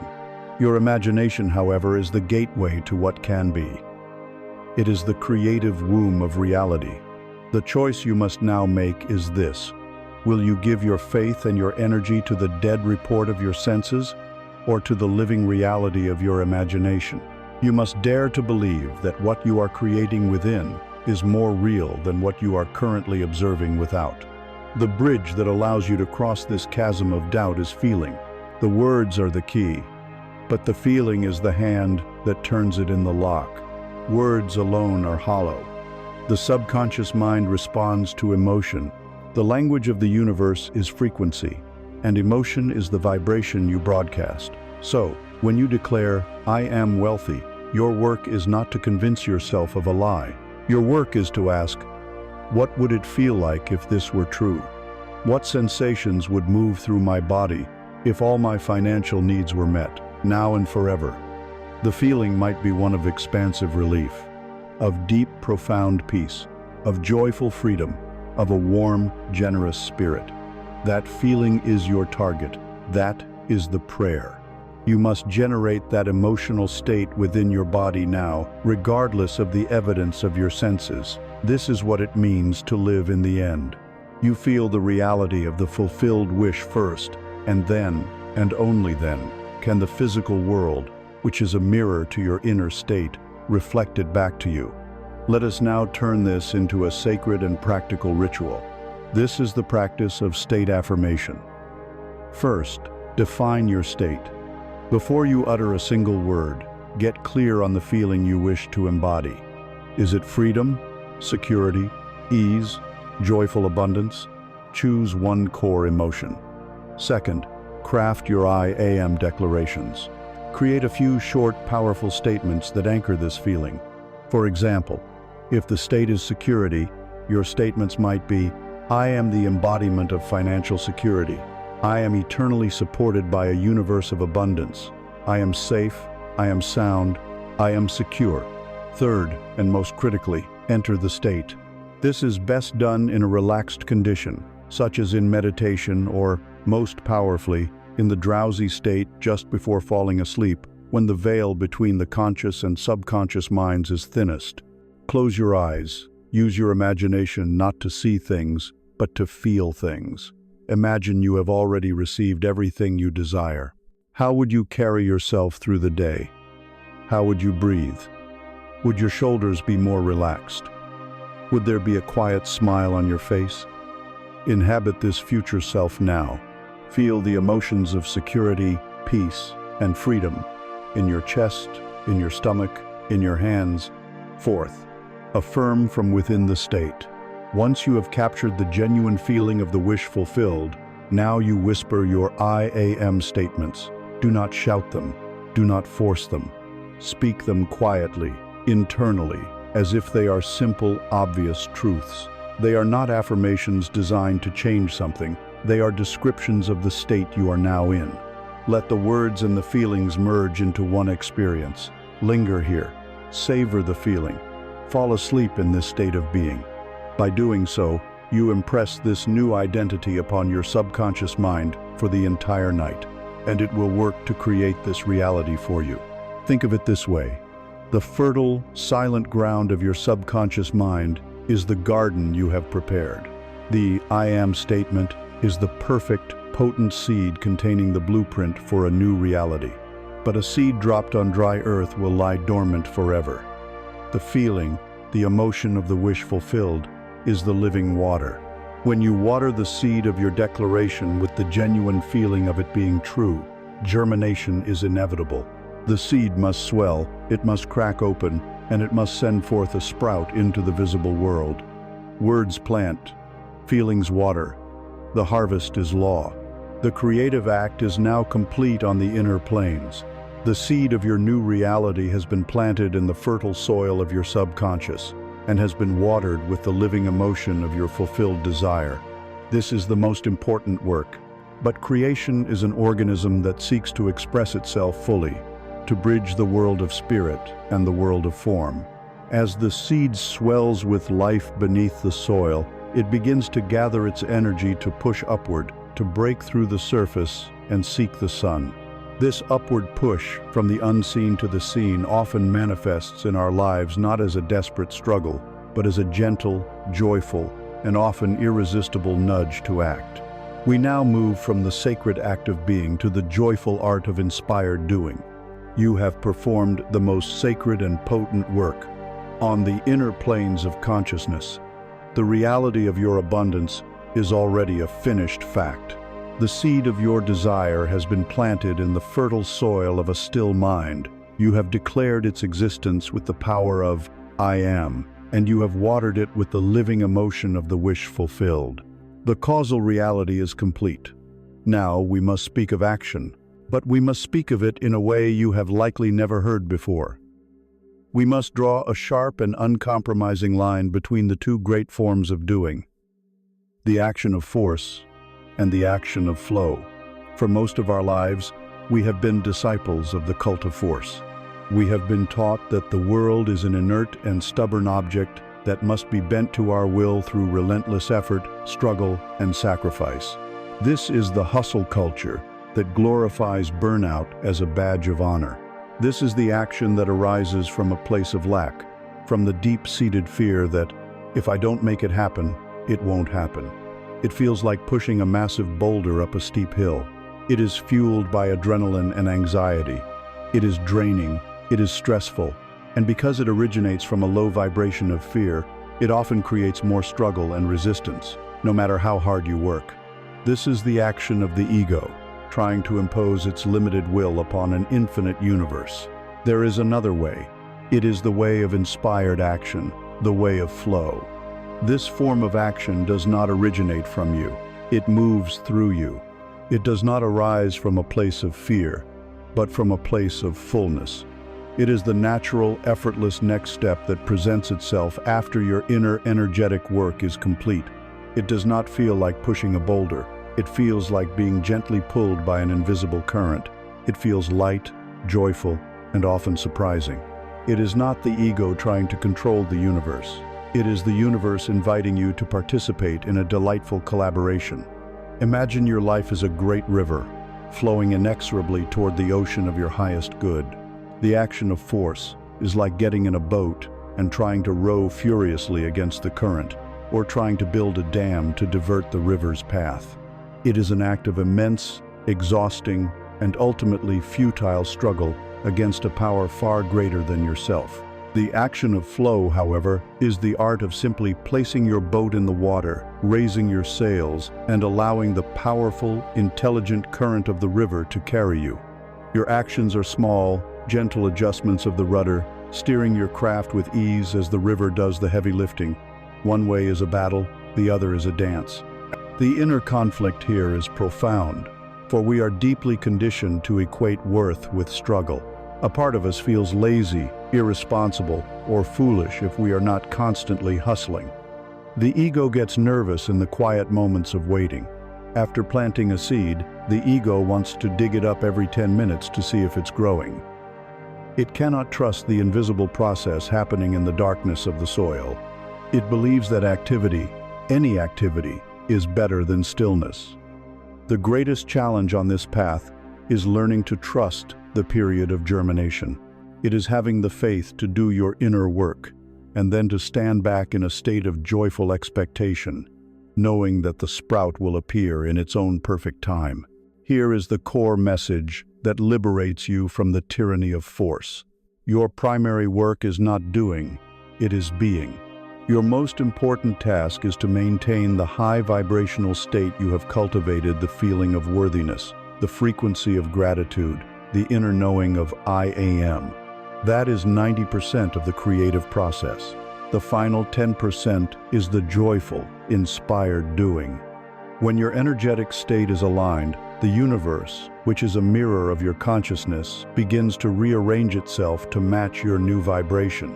To do this, it will often require a physical catalyst, a bridge. It will send you nudges. These nudges are the universe's way of tapping you on the shoulder and saying, "Okay, I'm ready. Just do this one little thing for me." A nudge can take many forms. It can be a sudden, spontaneous idea that appears in your mind from nowhere, feeling light and exciting. It can be a persistent, gentle urge to call an old friend you haven't spoken to in years. It can be a synchronicity, like seeing an advertisement for a class on a subject you were just thinking about. It can be an irrational desire to visit a certain place or read a certain book. These are not random thoughts. These are divine breadcrumbs, laid out on your path by a higher intelligence, showing you the way of least resistance to your desire. Your only job is to learn to recognize them, and then to act on them with the simple faith of a child following a treasure map. This action is not a chore. It is your joyful participation in the unfolding of your own miracle. To practice this, you must first learn to distinguish an inspired nudge from an anxious thought. An anxious thought is heavy, constricting, and repetitive. It usually begins with, "I should," or "what if," and it creates a feeling of dread in your body. An inspired nudge is light, expansive, and often novel. It feels like curiosity, excitement, or a quiet click of rightness. It feels like an opening. Your first practice is to become a connoisseur of your own inner impulses, learning to discern the heavy frequency of ego from the light frequency of soul. Your second practice is to abandon the overwhelming to-do list and instead ask a simple question each morning: what is the next single, joyful, and inspired step I can take today? Perhaps the inspired step isn't build my entire website. Perhaps it is simply go for a walk in the park and let my mind wander. Perhaps it is not find 100 new clients, but write one heartfelt thank you note to a current client. Follow the trail of lightness and joy. It will never lead you astray. Third, when a clear, inspired nudge arrives, you must honor it with immediacy. Inspiration has a very short, energetic shelf life. It is a spark. If you do not act on it, it will fade. Create a personal rule to take one small physical action on any inspired idea within 5 minutes of its arrival. If you get an idea for a novel, you don't have to write the first chapter. Just open a new document and give it a title. If you get the urge to learn a new skill, you don't have to enroll in a PhD program. Just spend 3 minutes watching a tutorial video. This small act of physical commitment signals to the universe, I am listening. I am a willing partner. Send more. To be a master sailor on the seas of abundance, attuned to the subtle winds of inspiration, your vessel must be seaworthy. It must be strong, clean, and resonant. A heavy, neglected, and dissonant ship cannot feel the gentle breeze or respond to it with grace. Our focus must now turn from the wind and the current to the craft itself, the physical boat that carries our consciousness through this world. We must learn to treat our own body not as a beast of burden for our ambitions, to be starved and whipped into submission by the demands of the ego, but as the sacred, living vessel of abundance. You are now learning to navigate your reality as a master sailor, attuned to the gentle winds of inspiration and flowing with the great current of life. But even the most skilled sailor is powerless if their vessel is damaged. A ship with a heavy, waterlogged hull and a cracked mast cannot catch the subtle breeze or respond with agility. Our focus must now turn to the sacred craft that carries your consciousness through this world. We must attend to the vessel of your own body. In our modern culture, we have been taught a dangerous lie, that the mind is the master and the body is its slave, a beast of burden to be pushed, punished and exploited for the sake of our ambitions. We treat it like a machine, neglecting its needs for fuel and rest until it breaks down, and then we are surprised. This is a profound misunderstanding of who you are. Your body is not separate from your mind. It is the physical manifestation of your consciousness. It is the living temple where your spirit resides. Your beliefs, your anxieties, your joys, and your fears are not abstract concepts. They are biochemical realities stored in your cells, your tissues, your muscles, and your nervous system. A body that is chronically flooded with the stress hormones of a worried mind, a body that is weighed down by processed, lifeless food, a body that is exhausted from a lack of deep rest, is a body that is literally vibrating at a low, dense, and heavy frequency. It is an anchor, not a sail. Let us think of your body as a magnificent, finely crafted musical instrument, like a cello. Your consciousness, your soul, is the musician. For the instrument to produce a sound that is rich, clear, high frequency, and resonant with the symphony of abundance, the instrument itself must be impeccably cared for. Its wood must be polished, its strings must be tuned, it must be kept clean and whole. If the cello is neglected, left out in the damp, covered in dust, its strings frayed and loose, then, no matter how masterful the musician, the only sound it can produce is a dull, discordant, and grating noise. It cannot resonate with beauty. Your body is this cello. When you fill it with junk, deprive it of sleep, and let it atrophy from lack of movement, you are ensuring it can only ever produce the dissonant note of struggle and dis-ease. You cannot create a high-frequency reality using a low-frequency instrument. Herein lies one of the most common inner conflicts of the spiritual seeker. Your soul knows that your health is your truest wealth, but your ego, conditioned by a world that values productivity above all else, screams that you do not have time. It tells you that an hour spent exercising is an hour you could have been working. It convinces you that preparing a healthy meal is less important than answering emails. It frames sleep as an unproductive luxury. This is the battle between the ego's short-sighted obsession with external goals and the soul's holistic wisdom. The soul knows that time invested in the well-being of your body is not time lost. It is an investment that pays infinite dividends in energy, clarity, and creativity. You do not have time not to care for your temple. The core message is this: the way you treat your body is one of the most powerful affirmations you make every single day.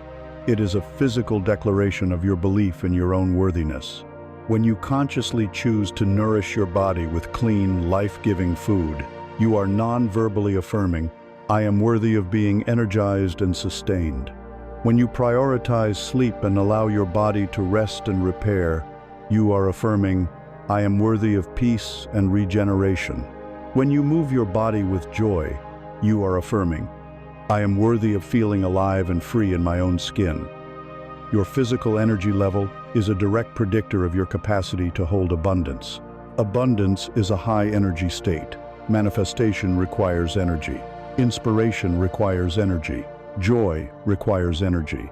You cannot create a vibrant, high-energy reality from a state of chronic depletion. To care for your temple is not about adopting a punishing regimen of restriction and self-denial. It is about three simple, sacred acts of devotion. The first is the fuel of life, conscious nourishment. Forget complex diets. Instead, adopt a single, simple question before you eat or drink. Will this energize me, or will this deplete me? Your body's intelligence knows the answer. Begin not by taking things away, but by adding one life-giving element to your day. It could be one extra glass of pure water, the ultimate conductor of energy. It could be one apple. It could be a handful of fresh greens. When you start by adding life, the things that bring death naturally begin to fall away. The second act is the rhythm of stillness, sacred rest. Reframe your perception of sleep. It is not wasted time. It is a sacred, active period of deep, energetic repair, cellular healing, and subconscious integration. It is when the master builder of your subconscious works on the new blueprints you have given it. To honor this, create a simple ritual to prepare your temple for this sacred time. An hour before sleep, dim the lights. Turn off the screens that flood your brain with anxious blue light. Stretch your body gently. Take 10 deep, slow breaths. Signal to your entire being that it is now safe to let go and receive the healing of deep rest. The third act is the joy of movement, celebratory motion. You must disconnect the idea of exercise from the energy of punishment or a desperate attempt to fix a body you hate. Reconnect movement with the pure, unadulterated joy you felt as a child. Did you love to dance? Put on music and dance in your living room for 10 minutes. Did you love to explore? Go for a walk without a destination. Did you love to swim? Feel the water support you. The goal is not to burn calories. The goal is to circulate energy. Stagnant energy creates a stagnant life. Moving your body, even gently, breaks up energetic blockages, releases feel-good endorphins, and raises your entire vibrational state. Move in a way that feels like a celebration of being alive, not a chore to be endured. You cannot fill a cracked cup. For years, in the pursuit of external goals, you may have allowed your physical vessel to become cracked, porous, and depleted. These simple, sacred acts of nourishment, rest, and movement are the practical steps you take to seal the cracks. They make your body a whole and integral container, a vessel capable of holding the immense energy of abundance that is flowing to you. Your body becomes a well-tended garden, where the soil is rich and everything can flourish, rather than a patch of barren, toxic ground. To treat your body as a sacred temple is a profound act of self-love. It is a form of deep physical forgiveness, a way of making peace with your own being after perhaps years of unconscious neglect driven by the frantic demands of the ego. This healing principle of release and forgiveness, however, does not end with the physical form. Just as we can hold physical toxins in our fat cells and tissues, we hold invisible, yet far more potent, toxins in our emotional and energetic field. The dense poison of resentment, the heavy burden of old grievances, the energetic chains of unforgiveness. To truly become a clear and resonant vessel for abundance, we must now purify ourselves of these profound emotional debts. Having purified your temple from the outside by honoring the sacred needs of your body, we must now turn to the purification from within.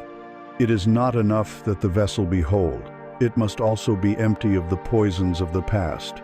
Just as your physical cells can store toxins, your energetic field can store the dense, heavy poison of resentment and the soul-crushing burden of old grievances. To become a truly clear channel for abundance, you must now release these profound energetic debts through the supreme alchemy of forgiveness. Let us be clear what unforgiveness is from an energetic standpoint. It is not a passive state. It is an active, ongoing connection. When you hold a grudge against someone, you forge a thick, etheric cord between your energy field and theirs. This cord is a pipeline through which your precious life force is continuously siphoned away to feed a dead past. Every time you replay the hurtful memory, every time you indulge in a fantasy of revenge, every time you tell the story of your grievance, you are making an interest payment on an energetic debt that will never be paid off. You are, in effect, chained in a prison cell to the very person you resent, forced to relive the crime over and over again. There is a timeless saying, to hold on to resentment is to drink poison yourself and hope the other person dies. This is a literal, energetic truth. The anger, bitterness, and hatred you harbor do not harm the other person. They circulate as toxic, low-frequency chemicals through your own body, creating dis-ease and blocking the flow of well-being. It is a profound act of self-sabotage, masquerading as a righteous quest for justice. The ego believes that by staying angry, it is keeping the other person in a state of punishment, that it is somehow maintaining power. This is the ego's greatest deception. The only person you are punishing is yourself. The only person you are keeping in prison is yourself. The inner conflict here is one of the most powerful and difficult to overcome. The ego, your sense of a separate self, screams for justice. It says, "But what they did was wrong. They don't deserve my forgiveness. If I forgive them, it's like saying it was okay. They are getting away with it." This line of reasoning, which feels so compelling and so just, is a trap that keeps you chained to your pain. It confuses forgiveness with condoning. It equates release with weakness. The soul, in contrast, does not care about being right. It cares only about being free. It knows that peace is a higher prize than vengeance. The battle is between the ego's demand to be the judge and jury, and the soul's desperate plea to simply be liberated from the entire courtroom drama. Here is the core message that holds the key to your cell door. Forgiveness has almost nothing to do with the other person. It is a 100% selfish act of radical self-preservation and personal liberation. You are not releasing them for their sake. You are releasing them for your sake. You are not saying, "What you did was okay." You are declaring, with absolute sovereign power, "I will no longer allow what you did in the past to consume my energy, occupy my mind, and poison my reality in this present moment." Forgiveness is not an emotion you wait to feel. It is a decisive action you take. It is a declaration of energetic independence. It is you finally canceling a debt that has been draining your life force for far too long. When you release this heavy, dense energy, you create a vacuum within your being. And by the infallible law of physics, a vacuum cannot remain empty. The universe rushes to fill the space you have cleared with light, with peace, with grace, and with the tangible abundance that could not enter while you were already full of the poison of the past. To make this act of release a deep and final reality, we will perform a sacred ritual of consciousness. Find a time and a place where you can be quiet and undisturbed. Sit comfortably, close your eyes, and take several deep, cleansing breaths. In your mind's eye, gently bring forth the image of the person or a symbol of the situation you are ready to release. Do not engage with the drama of the story. Simply see them standing before you in a neutral space. Acknowledge the pain that this connection has caused you without judgment. Now, bring your awareness to your own body, likely to your solar plexus or your heart center, and see or feel the thick, dark, heavy cord of energy that connects you to this person. Notice its texture, its weight, its color. This is the chain. This is the pipeline that drains your power.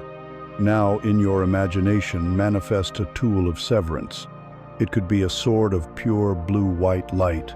It could be a pair of golden scissors. It could be anything that feels powerful and decisive to you. Take a deep breath, and in one swift, clean motion, use your tool to cut through the energetic cord. As you see the cord sever and fall away, declare these words, either out loud or with silent power in your heart. "I forgive you, not for you, but for me. I release you from the burden of my anger, and I release myself from the prison of my resentment. The debt is canceled. The story is over. I reclaim all of my energy, all of my power that was bound within this cord. I am free. You are free. I wish you peace on your journey, separate from mine." As the cord falls away, watch the end that was attached to you seal over with brilliant, healing, golden light.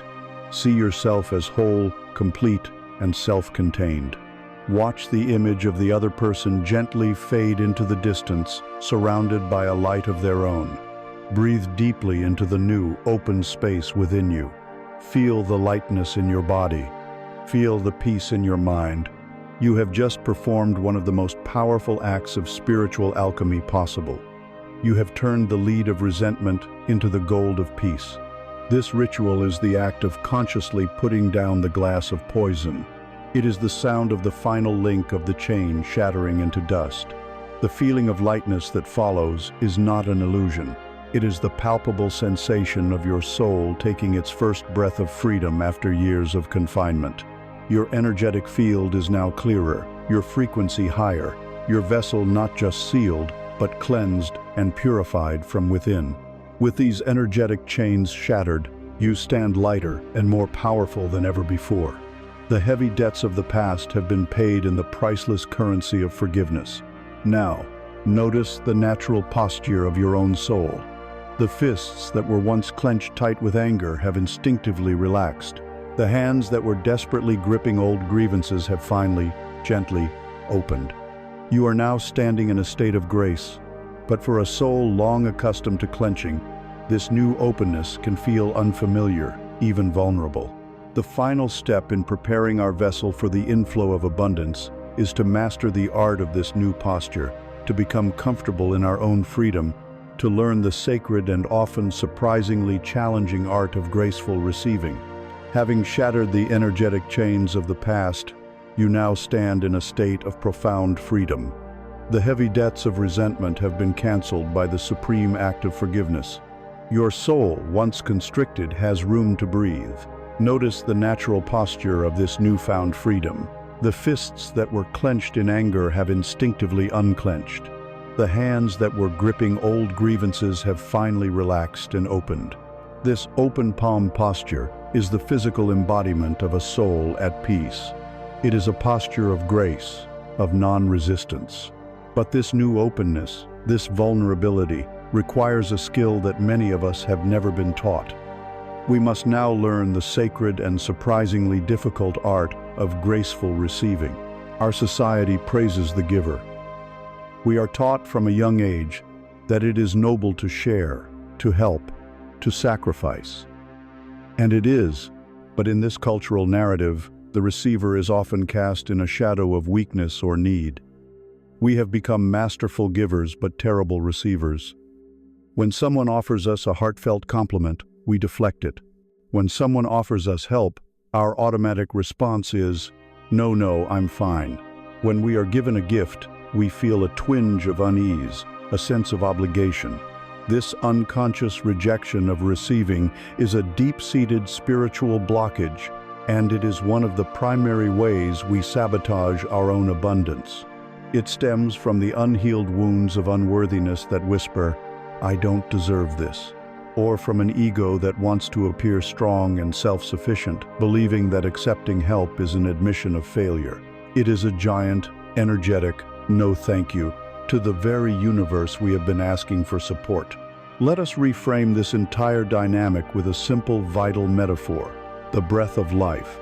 The universe operates on a constant, rhythmic exchange of energy, just like breathing. Giving is the exhale. It is the generous release of your energy, your love, your talents, out into the world. It is essential. But receiving is the inhale. It is the drawing in of life, of nourishment, of support, of the very air that keeps you alive. You cannot live by only exhaling. Try it. A person who only gives but cannot receive is in a state of slow spiritual suffocation. They will eventually become depleted, burnt out, and bitter, with nothing left to offer anyone. Learning to receive gracefully is not a selfish act.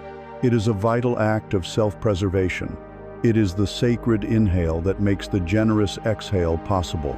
This creates an inner conflict that plays out in dozens of small ways every day. A friend offers to pay for your coffee, and a part of you feels a sense of warmth and relief. But it is immediately overridden by a conditioned voice that says, "Oh, you don't have to do that," turning a gesture of kindness into an awkward negotiation. A colleague praises your work in a meeting, and you feel a flash of pride, which you immediately extinguish by saying, "It was a team effort," deflecting the energy as if it were a hot coal.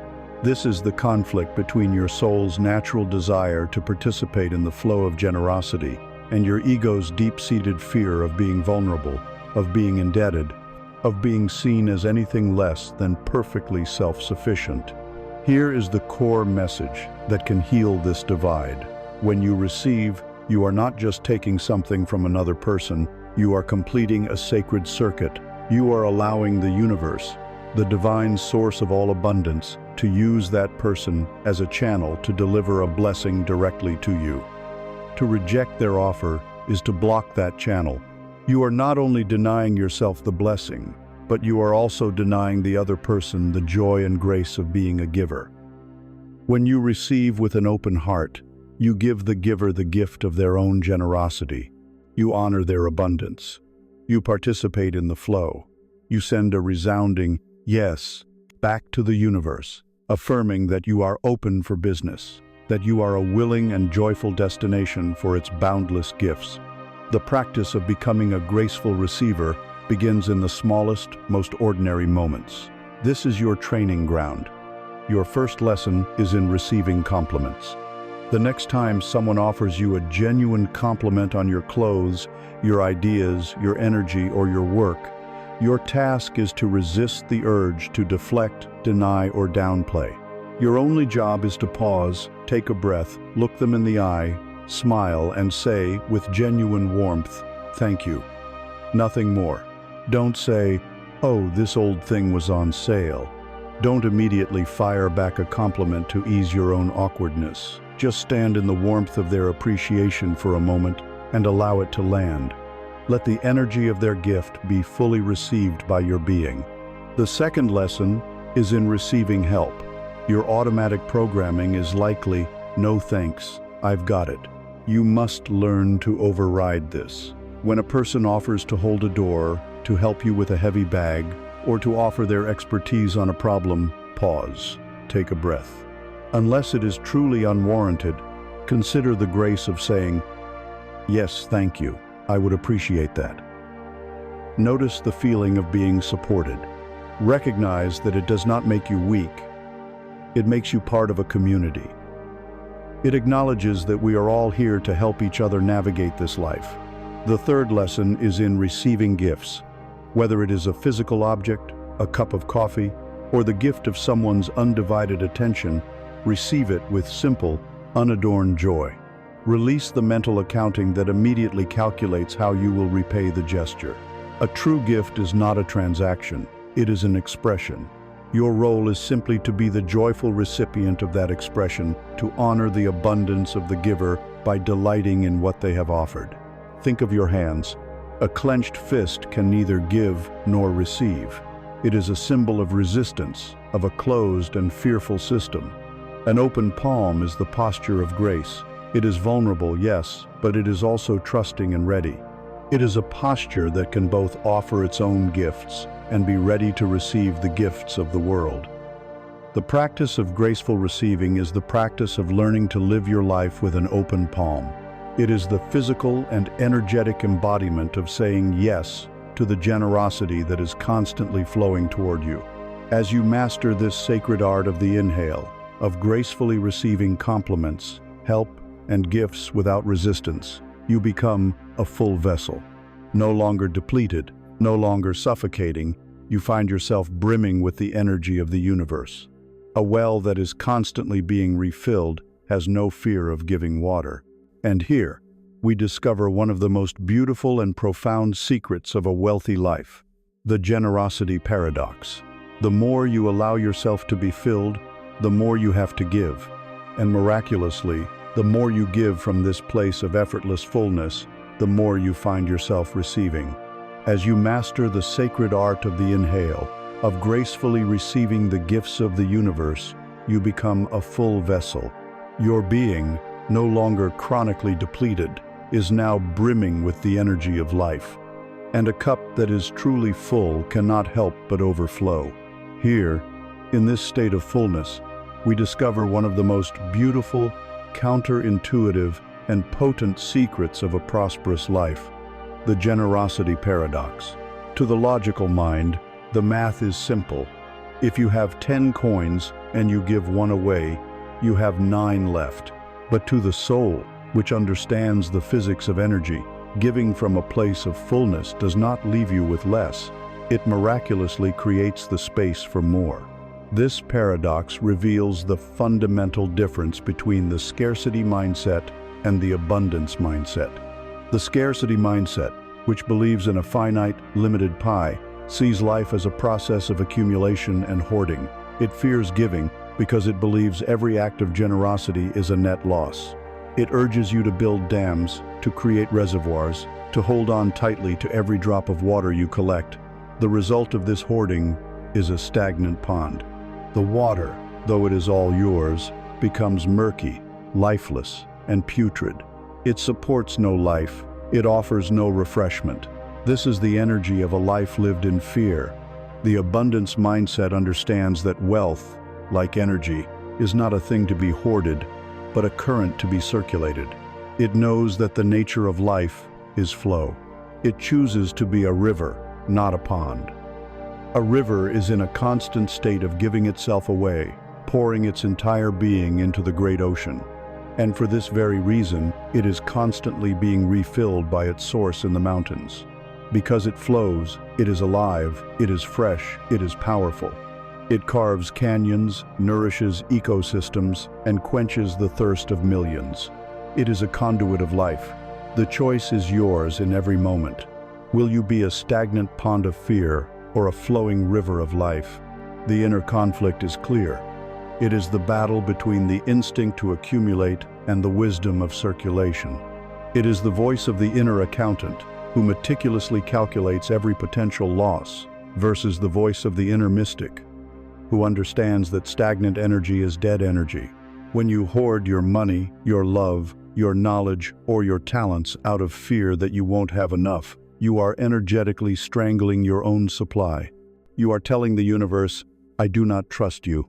I believe your resources are limited, and I must hold on to my tiny share. This signal of distrust constricts the very channels through which abundance can flow to you. The core message is to become a willing and joyful conduit for universal energy. Your purpose is not to be a final destination for wealth, but a bustling station through which it passes, blessing you as it flows.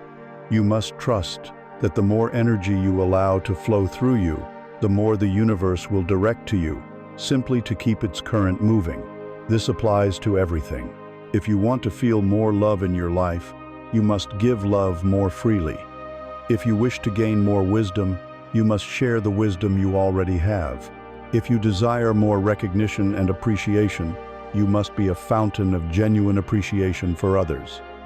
You must first broadcast the frequency that you wish to receive. Generosity is the act of consciously tuning yourself to the frequency of more than enough. This does not mean you must give away money you do not have. Giving from a place of fear or obligation is not true generosity.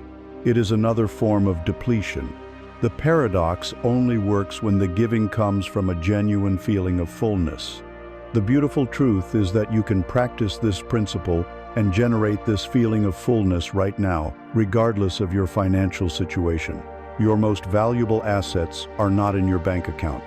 Your practice is to find one small, joyful way to give every single day, with absolutely no thought of what you will get in return. Give your undivided, present moment attention to another person, a world of distraction. This is one of the most precious gifts.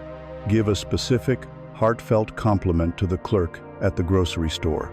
Give encouragement to a friend who is struggling. Go through your bookshelf and give away a book that profoundly changed your life, so it can perform its magic on someone else. If you are an expert in a certain area, go online and give your knowledge by thoughtfully answering a question. Give a warm, genuine smile to someone who looks like they are having a bad day. Give patience to the driver who cuts you off in traffic. Give yourself the gift of forgiveness for a mistake you made yesterday. Each of these acts, though they cost nothing, is a powerful energetic statement. It is a declaration that you are so full, so provided for, that you can afford to give your treasures away. Let us return to the river. A river trusts its source. It does not pause in its journey to worry if the rain will fall in the mountains next week. It simply flows with an innate faith that it is part of a grand, regenerative cycle. Your source is not your job, not your clients, not your investments. Your source is the infinite, intelligent, and loving energy of the universe itself. When you truly know this, you lose the fear of giving. Your generosity stops being a calculated transaction and becomes a joyful expression of your very nature, just as flowing is the nature of the river. In giving, you are not depleting your supply. You are demonstrating your absolute faith in the inexhaustible nature of your source. And the universe, which always responds to faith, rushes to validate your belief by keeping you endlessly supplied. By becoming a flowing river of generosity, you step out of the limited, linear, and transactional world of, "I will give this so that I can get that." You graduate into a dynamic, holographic, and circular understanding of life. You begin to operate within a unified field, where an act of kindness you give to a stranger on the street can return to you as an unexpected business opportunity from a completely different direction. You realize that all giving is giving to yourself, for there is only one universal energy that flows through all things. This realization that you are not just a separate piece playing a game of cause and effect, but an integral part of an interconnected web of energy, lifts the veil on the true nature of reality itself. We are not just actors in a simple play. We are conscious participants swimming in a vast and responsive quantum field of infinite possibility. By embracing the dance of giving and receiving, you have graduated from the linear, transactional world of cause and effect into a more fluid and holistic understanding of life. You have begun to sense that you are part of a great, interconnected web of energy, where your intentions and actions ripple out in ways you cannot always trace. This realization is the gateway to a perception of reality so profound, it will shatter the very foundations of limitation you have built your life upon. It is time to step out of the narrow confines of what you think is real and to begin living in the quantum field of infinite possibility. Our minds have been trained to see the world through a very old and incomplete lens. This is the lens of classical, Newtonian physics, which tells us that we are solid, separate bodies moving through a solid, predictable world of objects. It is a world of cause and effect, of pushing and pulling. It is useful for navigating traffic and building bridges, but it is a kindergarten description of reality. The deeper truth, revealed by quantum physics, is that at the most fundamental level of existence, nothing is solid. The universe is a vast, vibrating, and intelligent field of pure energy and information. Everything you see, your body, the chair you are sitting on, the stars in the skies, simply this one energy field vibrating at different frequencies. This field is not empty. It is pregnant with every possibility, past, present, and future, all existing simultaneously as waves of potential. Think of this field as a vast, unexposed piece of photographic film. It holds the potential to become any image imaginable. Your consciousness, focused by your thoughts and supercharged by your feelings, is the camera. When you hold a specific thought and feeling with sustained attention, you are opening the shutter of the camera and exposing a section of that infinite film to a specific pattern of light. The film is now impressed with your choice. The universe, like a master darkroom technician, then goes to work developing that image, collapsing the wave of potential into the particle of your physical experience. For most of your life, you have been unconsciously taking blurry snapshots of your fears and then wondering why your life's photo album is filled with images you do not like. Here we face the ultimate inner conflict, the battle between the evidence of our senses and the power of our faith.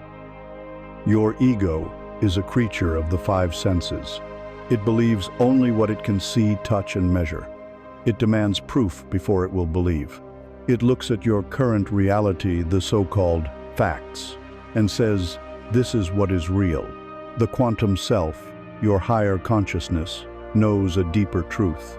It knows that your current reality is merely the developed photograph of your past thoughts and feelings. It is an echo, not a cause. The quantum self knows that to change the photograph, you must first change the image you are holding in the camera of your mind. You must believe it to see it, not the other way around. This requires you to place more faith in the invisible world within you than in the visible world outside of you. It is the ultimate test of a conscious creator. The core message that allows you to make this leap is a radical shift in your identity. You are not a fragile physical body, a helpless victim of a random and chaotic world. You are a pulsing, vibrating field of consciousness, interacting with and influencing the larger field in every moment. You are not a drop of water in the ocean, separate and insignificant. You are the entire ocean, expressing itself for a time as a single, unique drop. Your power does not lie in struggling against the world. Your power lies in your ability to choose a new possibility from the infinite field and to tune your personal vibration to match it. You do not get wealth from outside of you. You select the possibility of wealth from the field and collapse it into your experience by becoming its energetic equivalent. This is the difference between being a victim of your reality and being its master. To begin to live from this new awareness, we will practice a possibility meditation. This is not about visualizing specific things, but about attuning yourself to the feeling of the field itself. Find your quiet space. Sit, close your eyes, and first, release the known. Visualize your current life circumstances, your job, your home, your relationships, your challenges.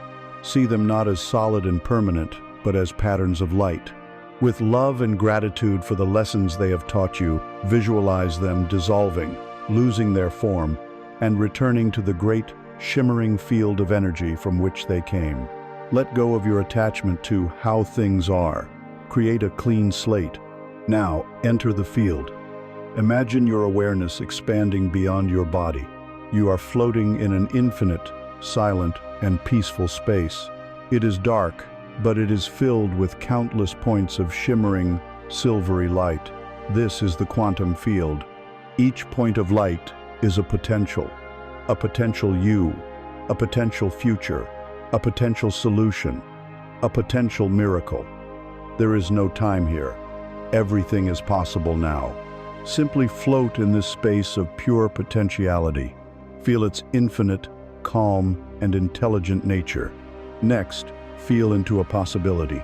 Without using your logical mind, allow your awareness to be gently drawn to one of these points of light. Perhaps it is one that represents perfect, radiant health. As you get closer, do not try to see it. Try to feel it. What is the emotional frequency of that reality? What does it feel like in your body to be vibrantly healthy?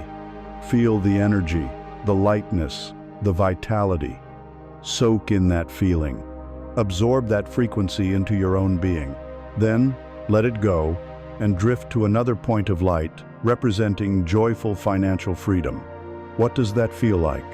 Peace, security, generosity? Breathe in that feeling. Become one with it. Finally, return with the feeling. After spending time sampling these potential futures, gently bring your awareness back to your physical body, back to the room you are in. But as you return, bring the feeling with you. Carry the emotional signature of that future reality back into your present biology. You are teaching your body what its future feels like. You are becoming a biological magnet for that reality. You are no longer waiting for it to happen. You are embodying its frequency in the here and now. We have been taught to live our lives like a person walking a narrow, paved path across a vast landscape. We are told to watch our feet, to stay on the path, and to fear the unknown wilderness on either side. To live in the quantum field is to realize that you are not the walker on the path. You are the infinite sky above the entire landscape. The sky is not afraid of a storm, for it is vast enough to contain it. It is not attached to a sunny day, for it knows all weather patterns are temporary expressions within its boundless expanse. To embrace your sky-like nature is to be free from the limitation of any single path, and to recognize your capacity to contain all possibilities. To be aware of this infinite field of possibility is to be truly free. But to be a conscious creator, you must learn to choose a single possibility from that infinity and call it into form with clarity and precision. We need a tool of focused intent, a way to impress our choice upon the formless substance of the universe like a seal into warm wax. One of the most ancient, sacred, and powerful alchemical tools we possess for this very purpose is the focused, energized, and consciously directed power of the spoken word. You are now aware that you are not a victim of circumstance, but a conscious creator floating in a quantum field of infinite possibility. To be aware of this field is freedom, but to create within it requires focus. You must learn to choose a single, luminous possibility from that endless expanse and call it into form. For this, you need a tool of focused intent, a way to impress your will upon the fabric of the cosmos. One of the most ancient, powerful, and readily available alchemical tools you possess is the focused, energized, and consciously directed power of your own spoken word. We have been taught to think of words as mere labels, as simple sounds we use to describe a reality that already exists. This is a profound underestimation of their power. The truth is, words do not just describe reality, they create it. Every word you speak is a vibration.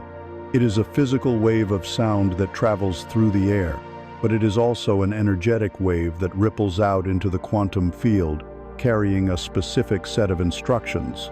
All ancient spiritual traditions understood this. The concept that in the beginning was the Word is a recognition that sound, that vibration, is the genesis of form. Mantras, chants, decrees, and prayers are not just religious rituals, they are advanced spiritual technologies for shaping reality. When you speak an affirmation aloud, you are performing a potent, twofold act of magic. The first impact is internal. When you merely think a thought, your inner critic can easily argue with it. But when you speak the words and hear them with your own ears, your brain processes the sound as an external event, giving it more weight and authority. Furthermore, the physical vibration of the sound resonates within your own body.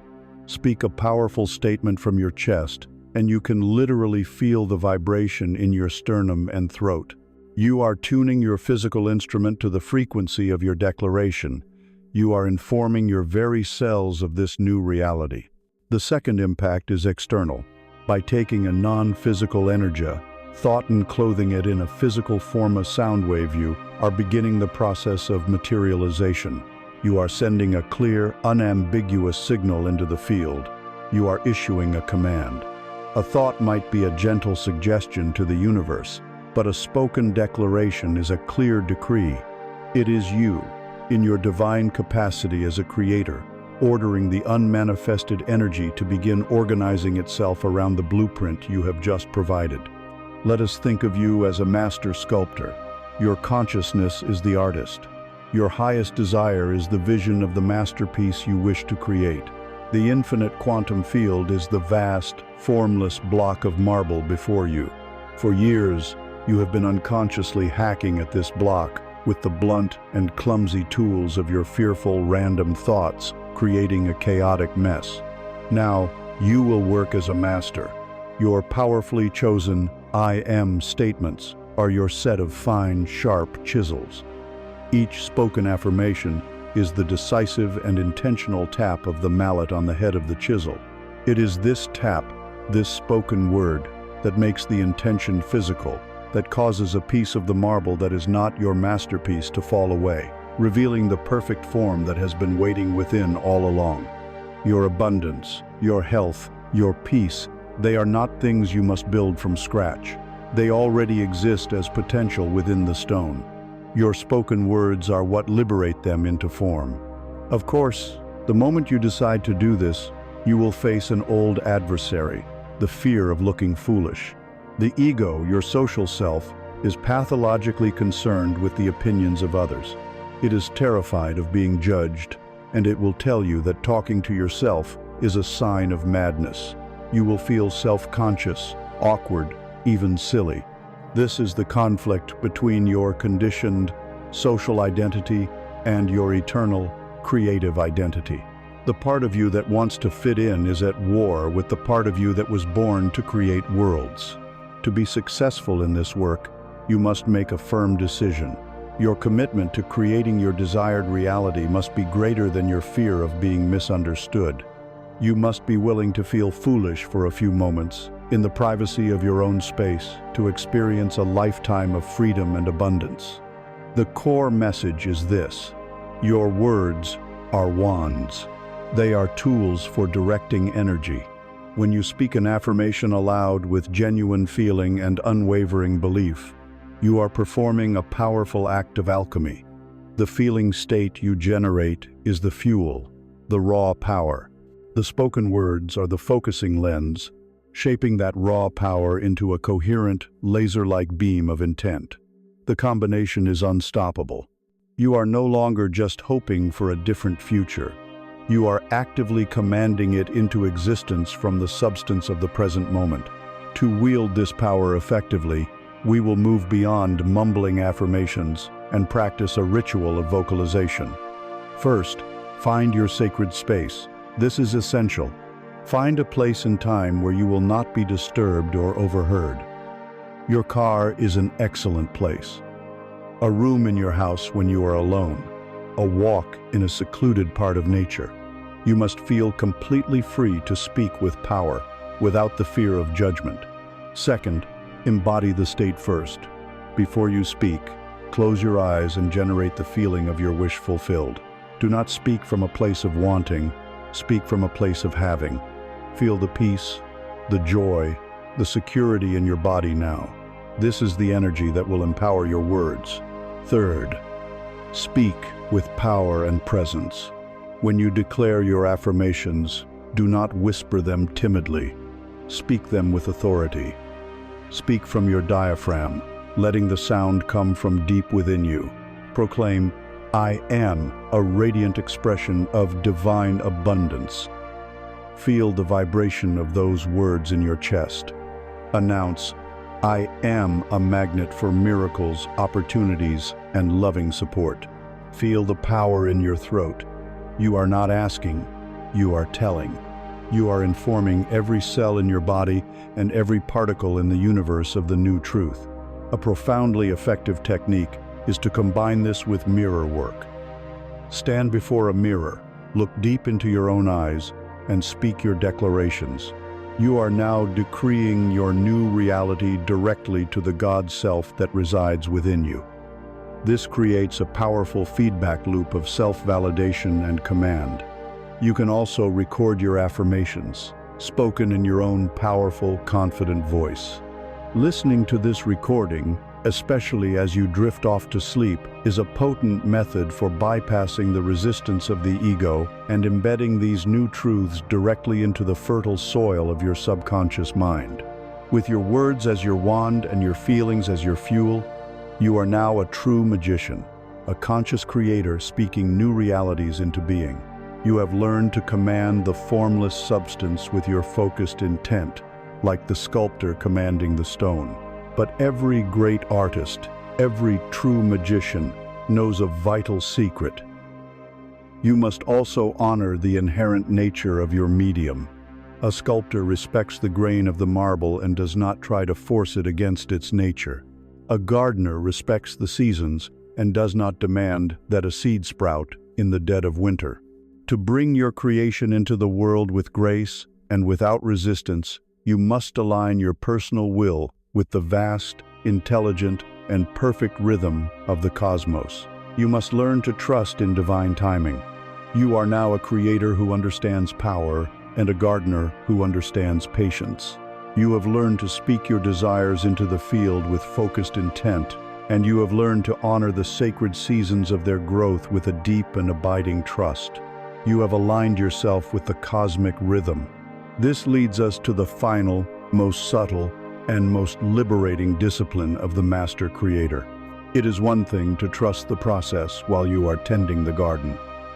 It is another to be able to do your work and then walk away in complete faith that the harvest is assured.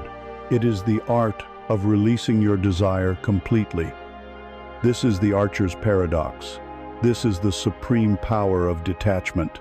Let us make a critical distinction between desire and attachment. Desire, in its pure form, is a beautiful, divine impulse. It is the universe seeking to express a new pattern of beauty and joy through you.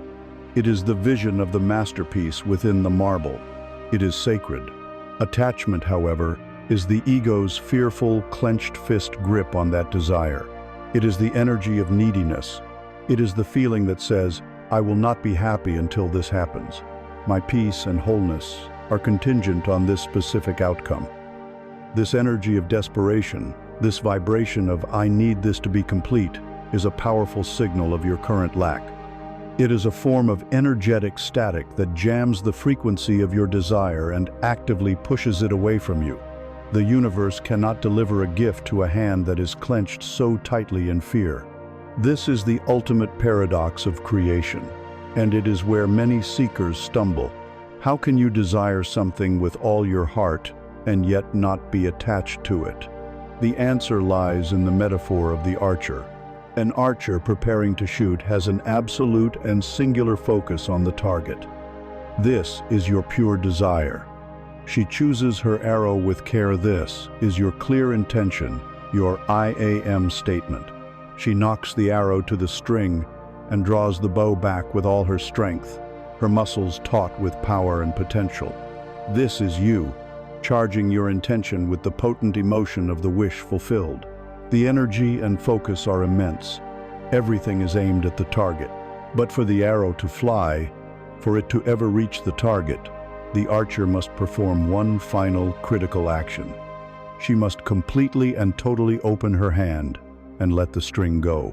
The power is not in the holding. The power is in the release.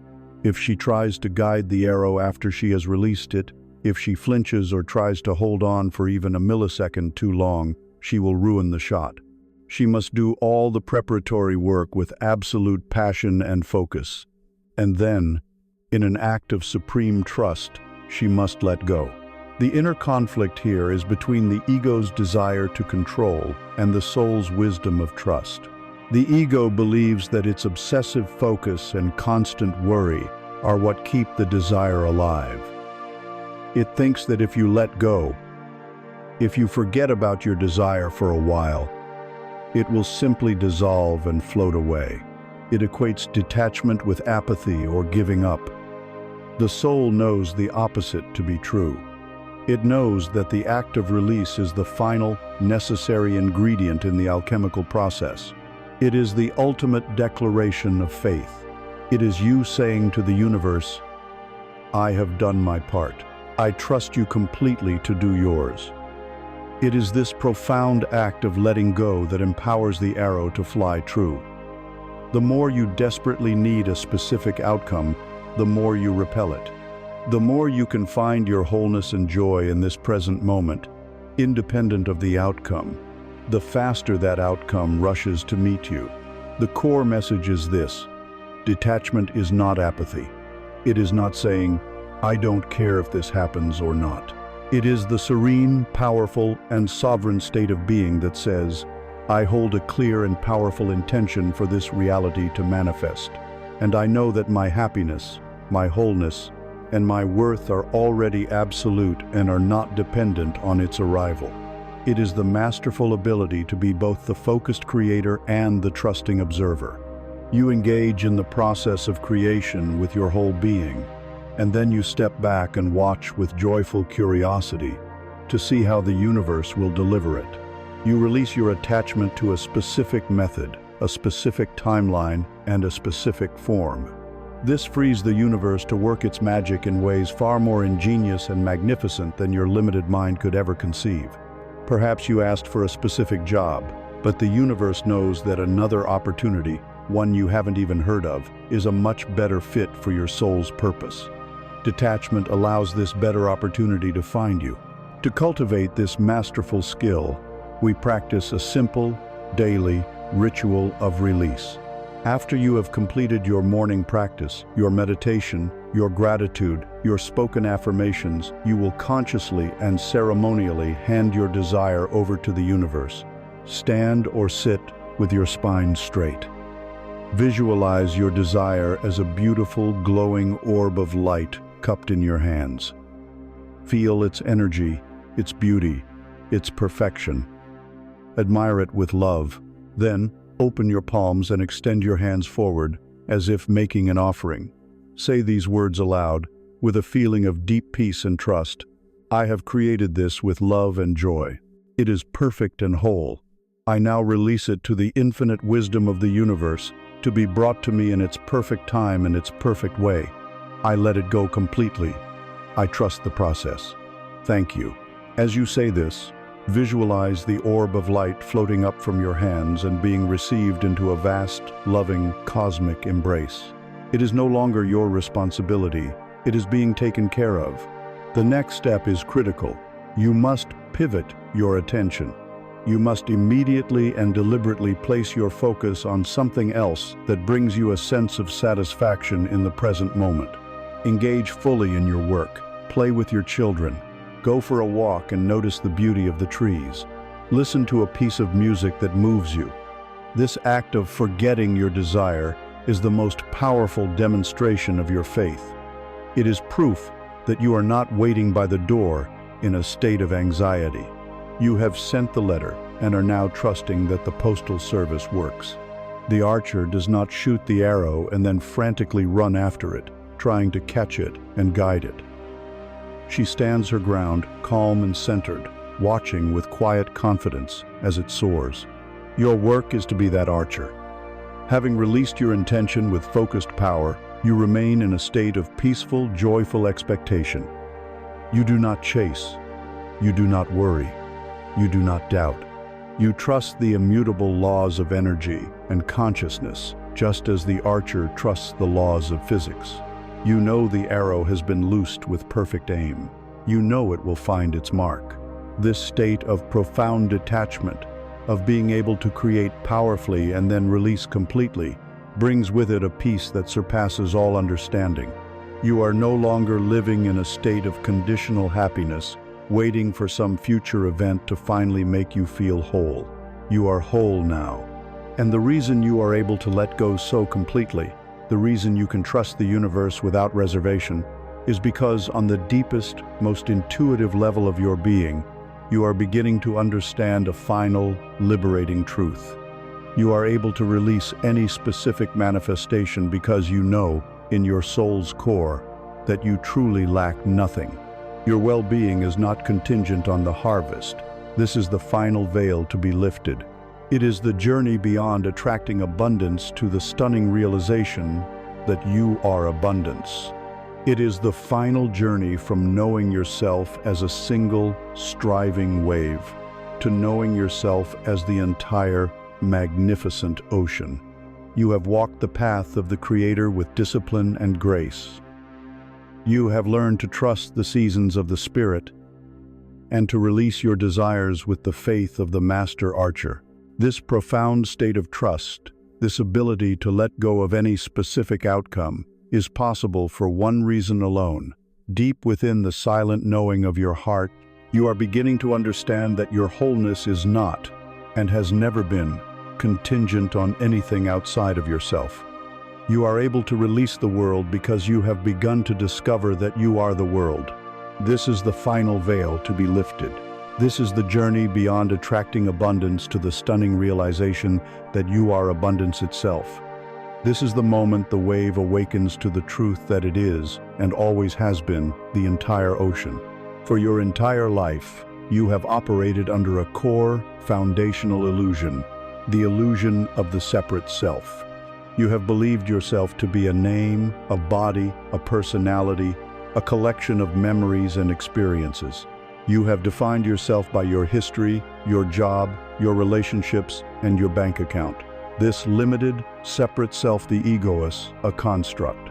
It is a useful tool for navigating this three-dimensional world, but it is not who you are. The ego, by its very nature, feels small, vulnerable, and incomplete. And so, its entire existence is a frantic, endless search for things outside of itself to make it feel safe, to make it feel worthy, to make it feel whole.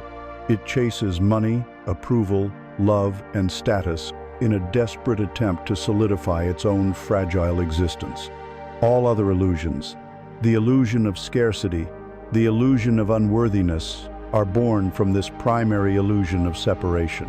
Let us now dissolve this final illusion with a single powerful metaphor.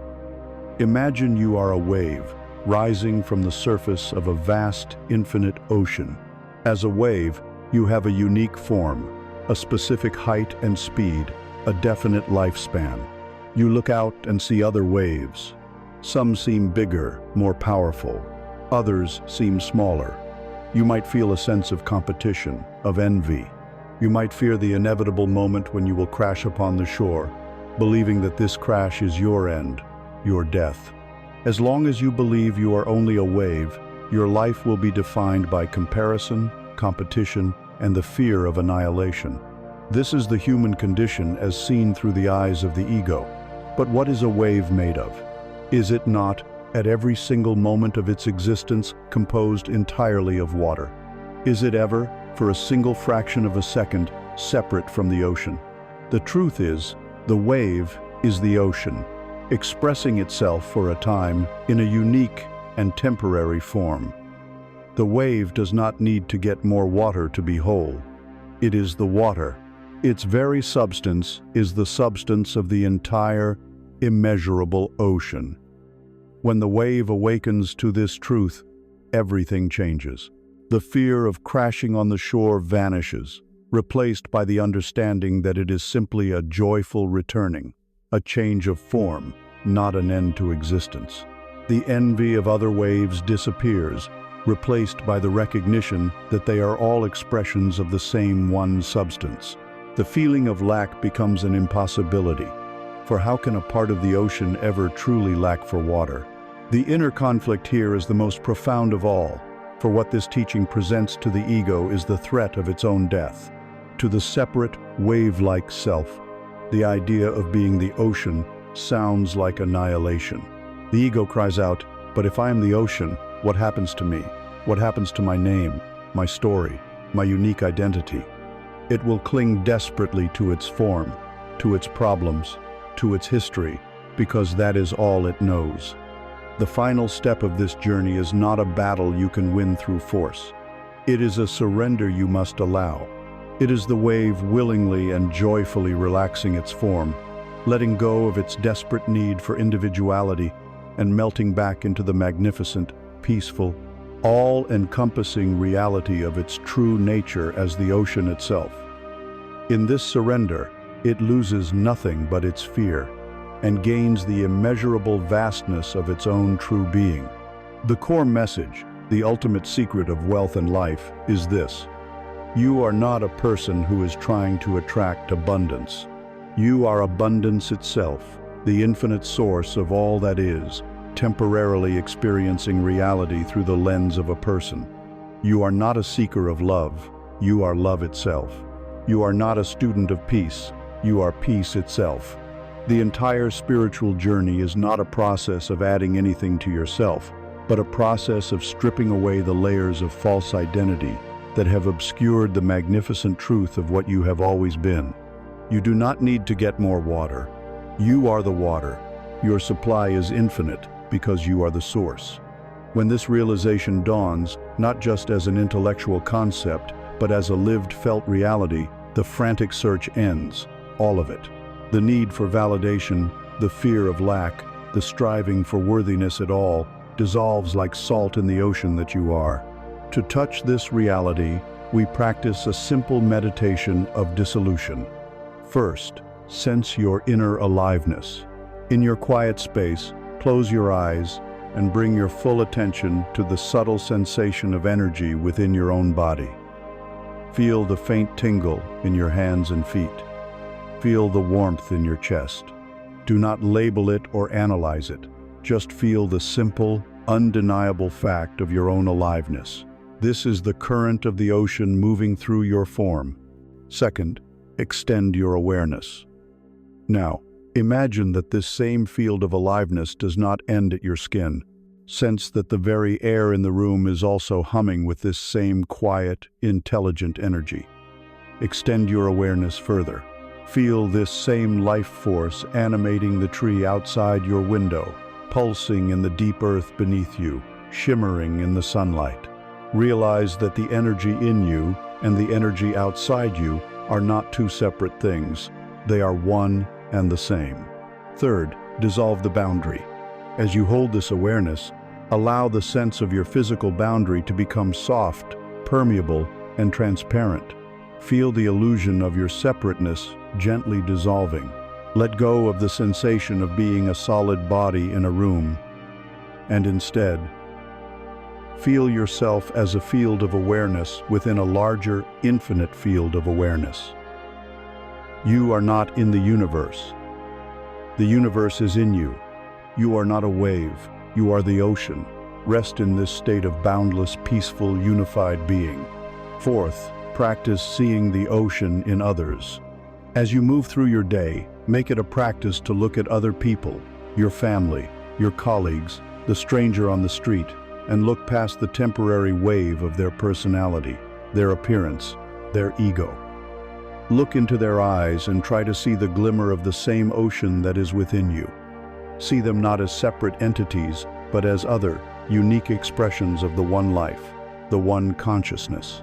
This practice instantly dissolves judgment, irritation, and fear, replacing them with compassion and a sense of profound connection. Living from this ocean-like consciousness, the frantic search is over. The struggle ceases. You are no longer a hungry ghost, seeking to be filled from the outside. You are the feast itself. The wave that knows it is the ocean no longer worries about where its next drop of water will come from. It rests in the absolute certainty of its own inexhaustible nature. This is the ultimate wealth. This is the peace that surpasses all understanding. From this high vantage point of self-realization, let us now look back on the path we have traveled and gather the wisdom of this journey into a final, powerful understanding that you can carry with you into every moment of your waking life. You have traveled from the desert mirage of scarcity to the shore of the infinite ocean that you are. You have walked through the hall of mirrors and shattered them with self-acceptance. You have released the anchors of your past and learned to sail on the winds of inspiration. This journey was never about adding anything to you, for you were already whole. It was not about filling a void, for you were already full. This journey was an act of excavation, a process of chipping away at the hard shell of conditioned belief that had encased the radiant, infinitely abundant truth of your own being. You were not building a shelter, you were remembering a kingdom. Do not see this as the end of a process, but as the beginning of a new way of life. From this moment forward, your work is not to chase, but to be. Think of yourself as a lighthouse, standing resolute and firm on the shore of your own truth. A lighthouse does not worry about the ships at sea. It does not chase after them, pleading with them to come to its shore. It does not dim its light for fear of being too bright. Its sole sacred duty is to tend to its own inner flame, to ensure its light is clear and powerful, and to shine that light out into the world without apology or condition. By simply being what it is, a beacon of light, it effortlessly guides the ships that are seeking its harbor. You are that lighthouse. Your frequency is your light. Your only task is to tend to the inner flame of your own worthiness, your own peace, your own joy. As you stand firm in your being, shining your authentic light into the world, everything that is meant for you, everything that resonates with your frequency, the opportunities, the relationships, the resources, the wealth will navigate its way to you with unerring precision. Your seeking is over. The time for being has begun. The journey inward is the only journey that truly matters. And from this place of deep connection, you will find that the outer world rearranges itself to match the beauty and the richness you have cultivated within. The universe is not outside of you, responding to your requests. The universe is inside of you, responding to your being. So be abundant, be worthy, be wealth. You have traveled from the desert mirage of scarcity to the shore of the infinite ocean that you are. You have walked through the hall of mirrors and shattered them with self-acceptance. You have released the anchors of your past and learned to sail on the winds of inspiration. This journey was never about adding anything to you, for you were already whole. It was not about filling a void, for you were already full. This journey was an act of excavation, a process of chipping away at the hard shell of conditioned belief that had encased the radiant, infinitely abundant truth of your own being. You were not building a shelter, you were remembering a kingdom. Do not see this as the end of a process, but as the beginning of a new way of life. From this moment forward, your work is not to chase, but to be. Think of yourself as a lighthouse, standing resolute and firm on the shore of your own truth. A lighthouse does not worry about the ships at sea. It does not chase after them, pleading with them to come to its shore. It does not dim its light for fear of being too bright. Its sole sacred duty is to tend to its own inner flame, to ensure its light is clear and powerful, and to shine that light out into the world without apology or condition. By simply being what it is, a beacon of light, it effortlessly guides the ships that are seeking its harbor. You are that lighthouse. Your frequency is your light. Your only task is to tend to the inner flame of your own worthiness, your own peace, your own joy. As you stand firm in your being, shining your authentic light into the world, everything that is meant for you, everything that resonates with your frequency, the opportunities, the relationships, the resources, the wealth will navigate its way to you with unerring precision. Your seeking is over. The time for being has begun. The journey inward is the only journey that truly matters. And from this place of deep connection, you will find that the outer world rearranges itself to match the beauty and the richness you have cultivated within. The universe is not outside of you, responding to your requests. The universe is inside of you, responding to your being. So be. Be abundant. Be worthy. Be wealth.